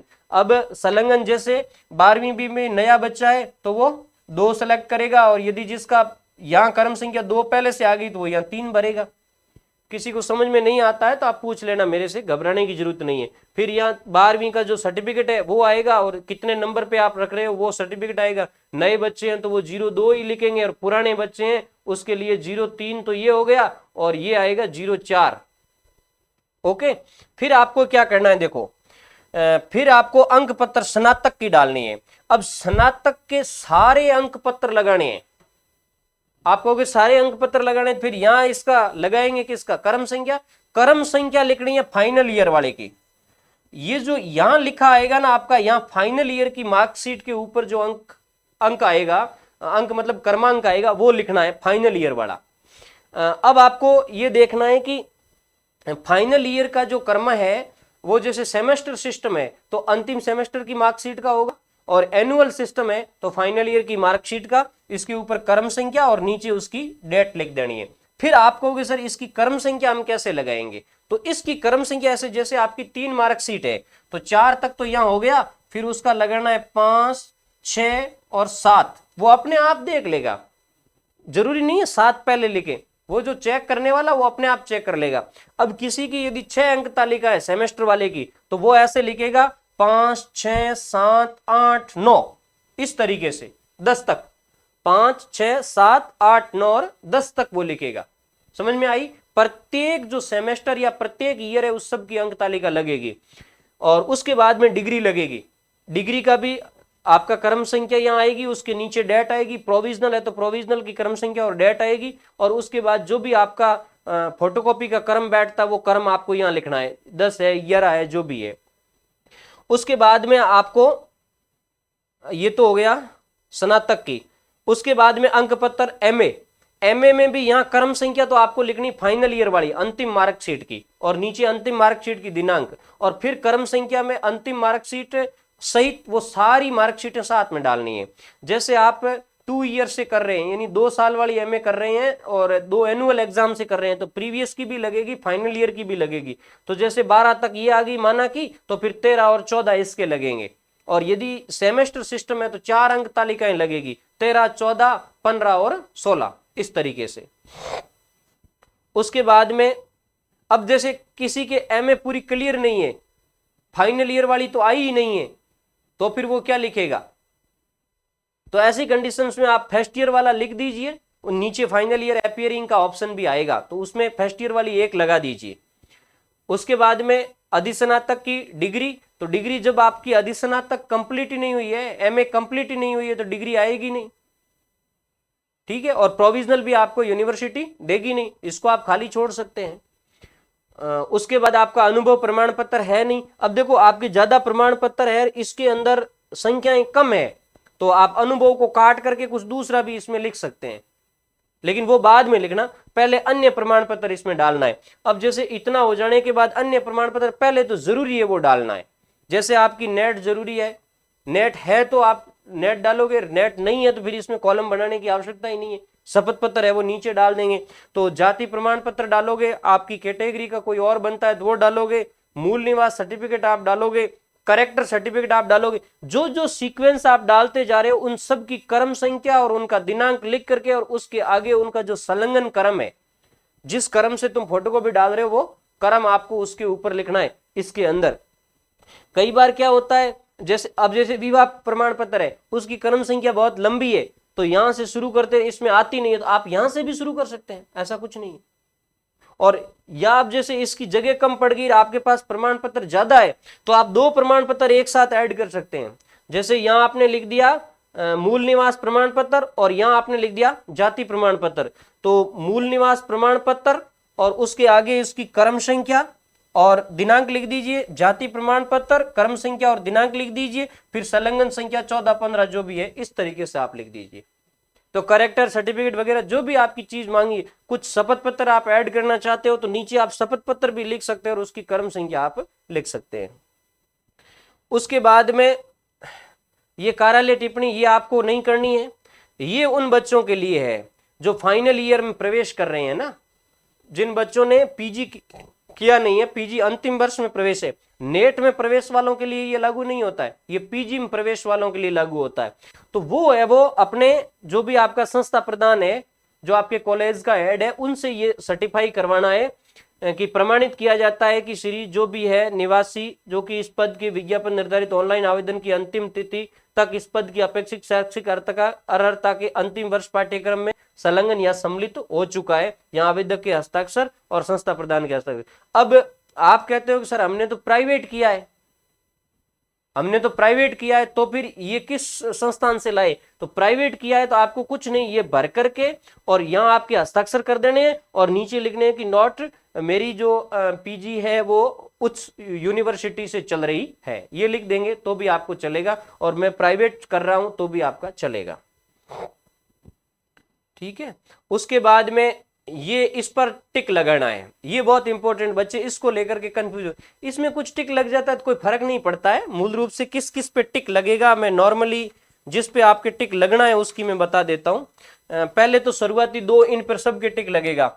अभ्यर्थी की अंतिम शैक्षणिक योग्यता विज्ञप्ति की निर्धारित योग्यता के सर्वथा अनुरूप है, ये बिल्कुल सही है।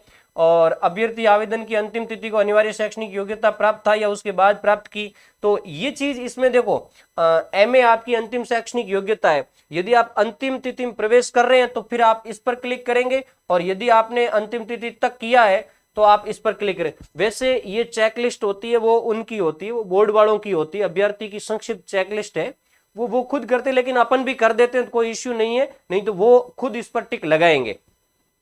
और उसके बाद में चौथा नंबर अपना है, यदि अभ्यर्थी आवेदन के समय अनिवार्य शैक्षणिक योग्यता उत्तीर्ण नहीं था तो क्या आवेदन की तिथि में उस परीक्षा के अंतिम वर्ष के पाठ्यक्रम में सम्मिलित हो चुका।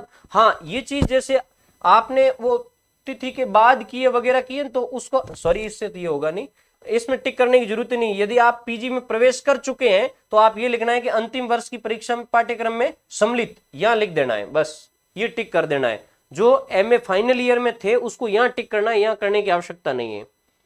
इसके अलावा क्या अभ्यर्थी अनिवार्य शैक्षणिक योग्यता आयोग की परीक्षा की तिथि तक उत्तीर्ण है, वैसे ये भरना उनका होता है, आप इसमें यस कर सकते हैं। और यदि आपका यस नहीं होगा तो वो आपका काट देगा, उससे कोई फर्क नहीं पड़ता।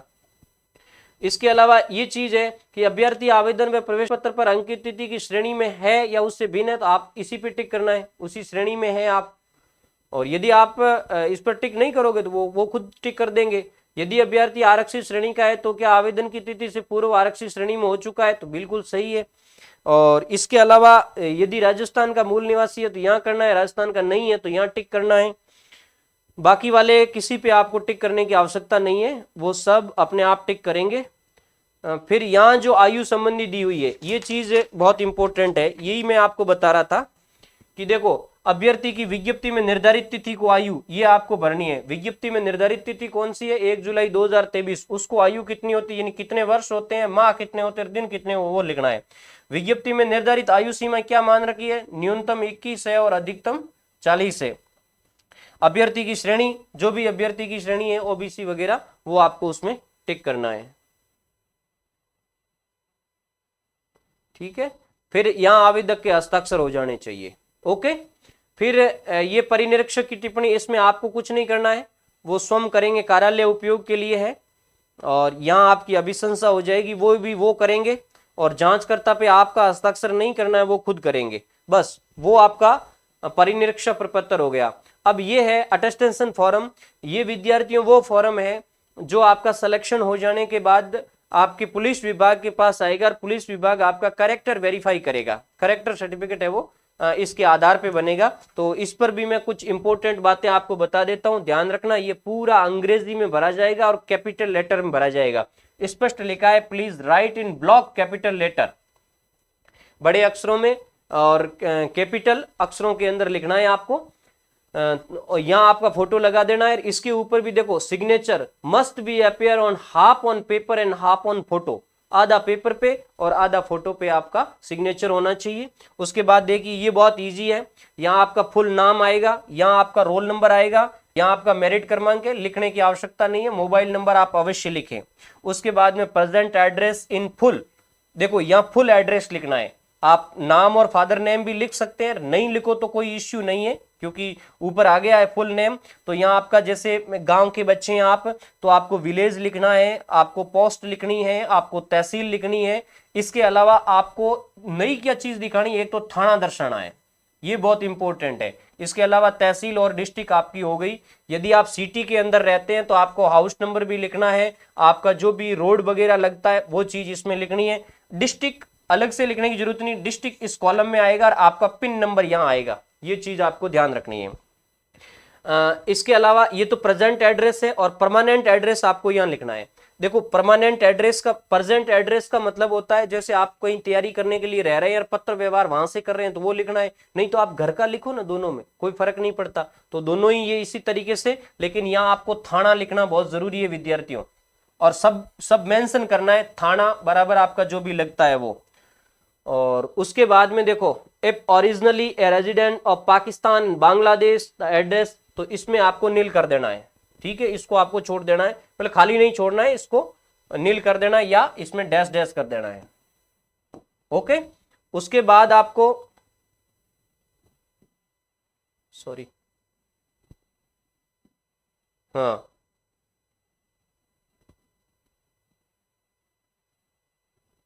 थोड़ा इसमें हाँ मिस्टेक हो रही है।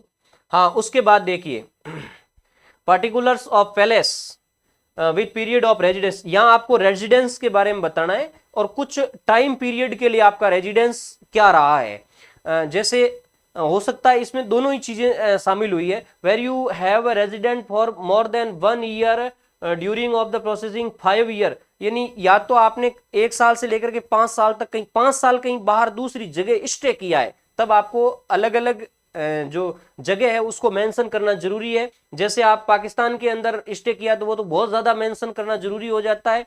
इसके अलावा आप जिस भी पैलेस के अंदर पिछले 20-21 सालों के अंदर रहे वो मेंशन करना होता है। नॉर्मली यहाँ आपको आपका जो बर्थ एरिया है ना, वहीं पर मैक्सिमम लोग वहीं पर रहते हैं, तो वो एरिया आपको ज्यादा यहीं पर मेंशन करना है। तो यहाँ के जैसे जिसका जन्म स्थान और आज का स्थान सेम है, तो यहाँ फ्रॉम के अंदर लिखना है बर्थ, ठीक है, बर्थ, और टू के अंदर लिखना है प्रेजेंट, बस ये 2 चीज लिखनी है। फिर आपका पूरा पूरा एड्रेस यहाँ आ जाना चाहिए, थाना वगैरह सारी चीजें आ जानी चाहिए। तो मैंने ज्यादातर यही चीज लिखी है, बर्थ और प्रेजेंट। और यदि आप 5 अलग अलग सालों में कहीं रहे हैं, मतलब रहे कोई तैयारी करने रहे हैं, तो वो आपको लिखना जरूरी नहीं है। विद फैमिली आपका परिवार कहीं सेटअप हुआ है सिटी के अंदर, वो चीज है तो, और आपका मतलब वहां प्रॉपर्टी वगैरह है तो वो चीज वहां आपको मेंशन करनी होती है। और नहीं करें तो आप जन्म वाला कर दें, कोई इश्यू नहीं है। ठीक है, उसके बाद देखिए यहाँ आपको फैमिली डिटेल भरनी है, फादर की, मदर की, वाइफ या हस्बैंड की, ब्रदर की। अब जैसे किसी के 4 ब्रदर है तो वो बच्चे कहते हैं सर इसमें कैसे भरें, कोई जरूरी नहीं यार, 1 का लिख दो, 2 का भर दो, सिस्टर है तो 1-2 सिस्टर का भर दो। भरना क्या है, नेम इन फुल एड्रेस, मतलब आपको अलायंस इफ एनी, आपको पूरा नाम लिखना है। ठीक है, और इसके अलावा nationality, nationality by the birth and the domicile, आपकी जन्म की, वैसे नेशनलिटी सबकी है वो इंडियन आएगी, और पैलेस ऑफ बर्थ जहां जन्म हुआ है आपके फादर का वो आएगा। ऑक्यूपेशन, तो यहाँ आपके फादर का जो भी व्यवसाय है वो आएगा। और present postal address if dad give the last address, देखो यदि वो जिंदा है, आपको गांव लिखना है, यहाँ गांव या सिटी लिखनी है, सारा लिखने की जरूरत नहीं। कुछ बच्चे कहते हैं कि सर ये तो छोटा है, इसमें सारा एड्रेस कैसे आएगा, आप गांव या सिटी लिख दो। जैसे आप गंगानगर के हो, आपके फादर गंगानगर के हैं तो आप श्री गंगानगर लिख दें, या गंगानगर की किसी तहसील के हैं, जैसे आप सूरतगढ़ के हैं तो आप सूरतगढ़ लिख दीजिए। यदि जयपुर में आप चोमू के हैं तो चोमू लिख दीजिए। परमानेंट एड्रेस में भी वही चोमू वगैरह लिख देना है। और यदि आपके फादर डेड है, ऑक्यूपेशन में जैसे एग्रीकल्चर है, नौकरी है, जो भी है, यदि आप डेड है तो यहाँ फिर आप नहीं लिख सकते। ठीक है, पैलेस ऑफ बर्थ लिख सकते हैं, बाकी नेशनलिटी वगैरह वो लिख सकते हैं, ऑक्यूपेशन लिखने की आवश्यकता नहीं है। और मदर का भी इसी तरीके से भरना है, हस्बैंड वाइफ का भी इसी तरीके से, फादर ये ब्रदर और सिस्टर का भी इसी तरीके से भरना है। उसके बाद में information of the finished about son and daughters in case they are studying and living in foreign country, यानी कोई आपका पिता पुत्र आपका पुत्र या आपकी पुत्री है वो फॉरेन के अंदर है तो उसकी आपको यह इंफॉर्मेशन देनी है, और नहीं है तो यहाँ नील कर देना है। ठीक है, फिर ओवन डिटेल भरनी है। देखिए last 4 digit of Aadhaar card, वैसे इसने 4 डिजिट मांगे, आप चाहते हैं तो पूरा आधार कार्ड लिख सकते हैं, आधार कार्ड भर सकते हैं, नहीं तो आप अंतिम 4 डिजिट है वो आधार कार्ड की यहाँ लिख देते हैं। उसके बाद में नेशनलिटी, तो नेशनलिटी में आप इंडियन लिखना है, इंग्लिश के अंदर भरना है सारा, नेशनलिटी में इंडियन, आपको विजिबिलिटी तो आ रही है अच्छी तरीके से। इसके बाद डेट ऑफ बर्थ, तो यहाँ आपको डेट, मंथ और ईयर अलग अलग लिखना है। जैसे आपकी डेट है 01, मंथ है आपका 6 और ईयर है आप 2000 के हैं, तो इस तरीके से भरना है। उसके बाद में age on advertisement norms, cut off date 1 जुलाई 2023 को आपको जो आयु बन रही है, यानी ईयर्स कितने बन रहे हैं, जैसे आप 22 ईयर के हो रहे हैं, 4 माह के हो रहे हैं, 10 डे के हो रहे हैं, तो वो इस तरीके से भरना है। एज एट मैट्रिकुलेशन, ये बच्चों को समझ में नहीं आता है। मैट्रिकुलेशन का मतलब 10वीं जब आपने पास की थी उस समय आपकी एज क्या थी वो लिखनी है। अब आप बच्चे कहते हैं सर 10वीं की एज कैसे निकालें? 10वीं की मार्कशीट उठाइए, जिस दिन आपकी मार्कशीट जारी हुई है वो डेट आपके बर्थ डेट से कितनी बन रही है वो निकालना है, कितने ईयर बन रहे हैं, कितने मंथ बन रहे हैं, कितने डे बन रहे हैं। उसके बाद में पैलेस ऑफ बर्थ, जिसमें district, state in which born, यहां आपका जन्म स्थान लिखना है। तो जन्म स्थान के अंदर आप एक तो आपके गांव का नाम लिख दीजिए, फिर आप डिस्ट्रिक्ट लिख दीजिए जो भी आपका डिस्ट्रिक्ट है, और फिर आप स्टेट जरूर लिखिए। उसके बाद में फिर है district and state to which you belong bona fide residence. वो ऊपर वाला तो बर्थ का था, और इसमें आपको जहां अभी आप रह रहे हैं ना उसका डिस्ट्रिक्ट और स्टेट लिखना है। District and state to which your father originally belong, तुम्हारे पिताजी जिस डिस्ट्रिक्ट और स्टेट से बिलोंग करते वो यहां लिखना है। तो फादर यदि अपने साथ ही है तो वही आएगा, फादर कहीं दूर रह रहे हैं और हम कहीं अलग सेटल है तो फादर का यहां लिखना है। फिर आता है यहाँ योर रिलीजन, रिलीजन में आप हिंदू है तो हिंदू लिखें, मुस्लिम है तो मुस्लिम लिखें, क्रिश्चियन है तो क्रिश्चियन लिखें। उसके बाद में are you a member of schedule caste and schedule tribal, क्या आप SC से या SC से हैं? यदि यस तो आप यस लिखें और नो है तो नो लिखें। SC ST वाले यस लिखें और SC ST में नहीं है तो वो नो लिखें। If the answer is yes, यदि आपने यस लिखा है तो state of the name there for, आपको आपके राज्य का नाम लिखना है, वो भी इसके अंदर मेंशन करना है आप किस राज्य से हैं। State the name there for, वो उस आप किस जनजाति, किस कास्ट की किस जाति से बिलोंग करते हैं वो आपको उसमें मेंशन करना है, और साथ में स्टेट भी मेंशन करना है। उसके बाद में एजुकेशन क्वालिफिकेशन शोइंग पैलेस, आपकी जो स्टडी है पिछले 15 सालों की स्टडी है वो यहां भरनी है। तो 15 सालों की स्टडी में बच्चे ढूंढते हैं कि सर इसमें तो date of entry, date of leaving लिखी हुई, ये हमें समझ में नहीं आ रहा है। अब देखो पिछले 15 सालों में क्या है, आपने पीजी किससे कहां से किया, यूजी कहां से किया, और आपने छठी से लेकर के 12वीं तक कहां से किया, ये मोटा मोटा है। और यदि आप चाहते हैं कि नहीं इसमें कॉलम बहुत है, मैंने 3-4 स्कूलों से सारा कर लिया, जैसे आपने पहली से लेकर के 12वीं तक जिस स्कूल से किया है तो या उस स्कूल का नाम आ जाएगा, गांव उसका एड्रेस आ जाएगा, डिस्ट्रिक्ट और पिन नंबर आ जाएंगे। अब डेट ऑफ एंट्री में हम क्या लिखें?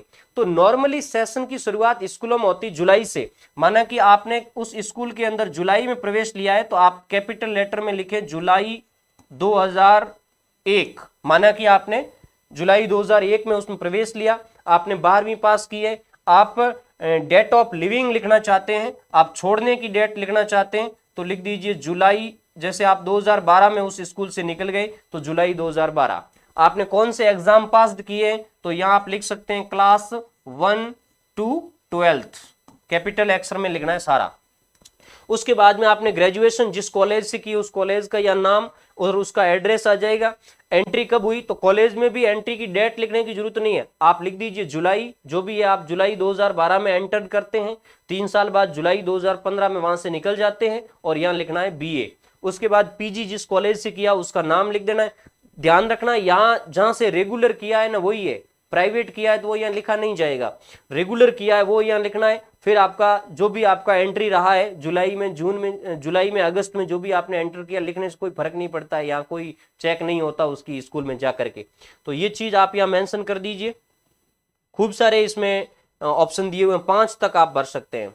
उसके बाद नेक्स्ट देखिए, are you holding on have any time held on appointment under the central government and state government or a ऐसी government body on the autonomous body and public undertaking or a private firm. यहाँ आपने जो भी काम किया है चाहे government के अंडर में किया है या किसी प्राइवेट के अंडर में किया, वो काम आपको यहाँ बताना है। जैसे आप सर्विस में है तो आप कब से कब तक है वो आपको यहाँ बताना है। फ्रॉम टू मतलब प्रेजेंट, अभी वर्तमान में, डेजिग्नेशन आपकी पोस्ट क्या है, और यहाँ आपका ऑफिस एड्रेस स्कूल वगैरह का नाम आ जाएगा। यदि आप कंटिन्यू है तो यहाँ कंटिन्यू लिखे, यदि आपने छोड़ दिया उस स्कूल को तो छोड़ने का रीजन, जैसे आपका ट्रांसफर वगैरह हो गया है वो। आप 2-3 स्कूलों में रहे हैं तो लास्ट की 2, आप जैसे ज्यादा में रहे हैं तो सबका लिखने की जरूरत नहीं है, आप 1-2 का लिख दीजिए। ओके। उसके बाद में next, if the provision employment was under the government of India and state government undertaking one word, controlled by the government of India. हाँ, इसमें यह है कि यदि आप किसी सर्विस के अंदर थे और आपको टर्मिनेट किया गया है, कोई नोटिस दिया गया है या टर्मिनेट किया गया है, तो उसकी यह डिटेल लिखनी है। तो आपको इसमें नील ही भरना है। यदि आप टर्मिनेट नहीं है तो आप नील कर दीजिए, ओके। और यदि है तो फिर आपको वो पूरा इसका डिटेल भरना है। उसके बाद आगे वाले ये जो है विकल्प, ये बहुत इंपॉर्टेंट है पुलिस चरित्र वेरिफिकेशन के लिए। इन सब में विद्यार्थियों नो नो ही आएगा। देखो, has an FIR ever been registered against you, आपके खिलाफ कोई एफआईआर है, आप इसमें लिखना नो। इन सब के अंदर नो ही आएगा, ठीक है। उसके बाद में यू एवर बीन अरेस्टेड, आप गिरफ्तार हुए, नो। प्रोसिक्यूट्स, आपके खिलाफ कोई वाद है, no. Kept under detention, you have ever kept under, आपको मतलब किसी भी अटेंशन के अंदर गिरफ्तार करने की कंडीशंस में है तो इसमें भी आपको नो लिखना है। आपको प्रतिबंधित किया गया है, सॉरी, हाँ, एवर बीन बॉन्ड डाउन, आपको किसी भी चीज को लेकर के बॉन्डेड किया गया है, no. Fined by the court law, आपको कानून के न्याय के अंदर आपको ढूंढा जा रहा है तो वो भी आपको यहाँ नो करना है। उसके बाद convicted by the court of law any offence, आपको यहां भी नो करना है। You have ever been debar from the any examination, यदि आपको किसी एग्जाम की वजह से किसी इंस्टीट्यूट ने डी बार किया है तो यस लिखना है, नहीं किया है तो नो लिखना है। और उसके बाद में you have been debar and disqualify for the public service commission, तो उसमें भी आपको ये नो लिखना है। डी बार तो कोई, इन सब में नो नो ही आएगा। Is any case pending against you any court of law in the time of filing, आपके खिलाफ कोई केस पेंडिंग है, आप इसमें भी नो करें। Is any case pending against you any university and other education, यदि किसी स्कूल्स के अंदर या यूनिवर्सिटी के अंदर आपके खिलाफ कोई इस तरीके की अप्रिय घटना हुई और वो केस पेंडिंग है तो आप यस और नो लिखे, तो इसमें भी आपको नो करना है। Whether discharge explains withdraw from any training and institute under the government of otherwise, आपको किसी भी सर्विस से डिस्चार्ज किया गया है यानी आपको बाहर निकाला गया है तो यहाँ यस और नो करें, तो यहाँ भी आपको नो करना है। यानी इन सब के अंदर आपको नो नो नो करना है। और यदि आपने किसी में यस कर दिया तो फिर उसका डिटेल यहाँ आपको भरना है। और यदि आपने सब में नो लिखा है तो इसमें आपको नील करके छोड़ देना है।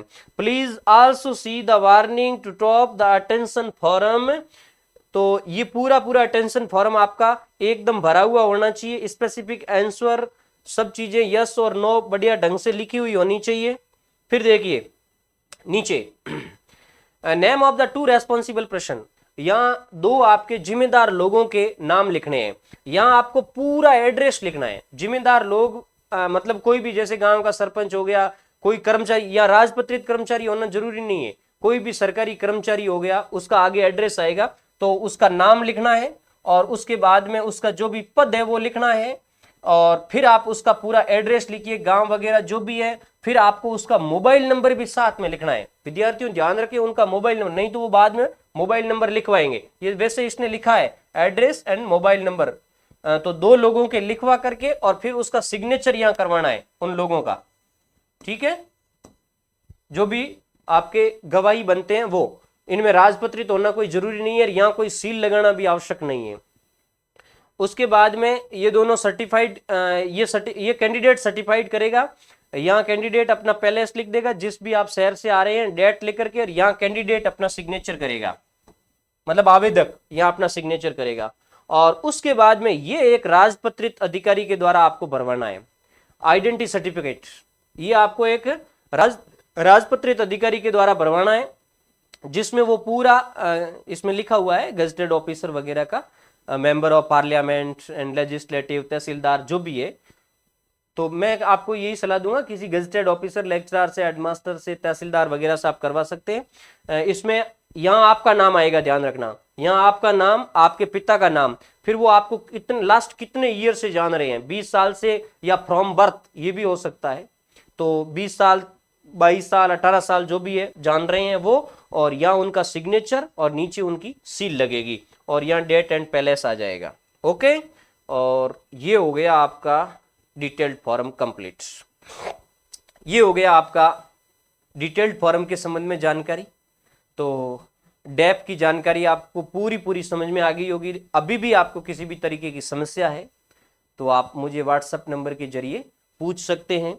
और जो बच्चे इंटरव्यू की तैयारी कर रहे हैं उनको मैं बार बार कह रहा हूं कि आप अच्छी तरीके से तैयारी करें, तन्मयता और लगन के साथ तैयारी करें। एनके ज्योग्राफी पॉइंट पर अपना ऑनलाइन जो साक्षात्कार का बैच है वो भी शुरू हो चुका है।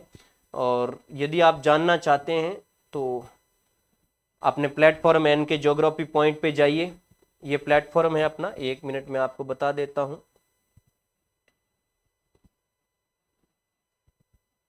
ये एनके ज्योग्राफी पॉइंट ये प्लेटफॉर्म है गूगल प्ले स्टोर में जाकर के, और वहाँ आपको अपना एप्लीकेशन मिल जाएगा। और उस एप्लीकेशन में ये अपना बैच चल रहा है, असिस्टेंट प्रोफेसर भूगोल साक्षात्कार ऑनलाइन बैच। इसको आप ज्वाइन कर सकते हैं और यहाँ से आप है वो अपनी तैयारी को इम्प्रूव कर सकते हैं। ये इसकी पूरी डिटेल्स है। आप अपने गूगल प्ले स्टोर में जाइए, एनके ज्योग्राफी पॉइंट लिखिए, इसको डाउनलोड कीजिए। और उसके बाद में जैसे ही डाउनलोड करोगे तो ये इंटरफेस आपके सामने आ जाएगा। इसमें ऑल कोर्स पे क्लिक करिए, फिर यहाँ ये इस तरीके का आपके सामने कोर्स आ जाएगा। इस कोर्स पर क्लिक करते ही इसके नीचे सारी डिटेल्स आ जाएगी। और उसके बाद में ये इसका कोर्स परिचय और यहाँ डेमो वगैरह दिए हुए हैं। ये जो विजुअल सिंबल आ रहे हैं ये तो आप सीधे देख सकते हैं। और उसके बाद जैसे ये ऑनलाइन सेशन इसके अंदर है वो 34 सेशन आए हुए हैं। आप ये एरो आ रहा है इस पर क्लिक करके और ये सारे सेशन आप खोलिए। इसमें केवल आपको ये विजिबल है यही दिखेंगे, बाकी सब बाई करने के बाद ही दिखेंगे। तो इस तरीके से ये टोटल है वो 34 सेशन है वो अभी डाल दिए गए हैं। 10 से 15 सेशन अभी और आएंगे। तो आज के सेशन में बस इतना ही। धन्यवाद।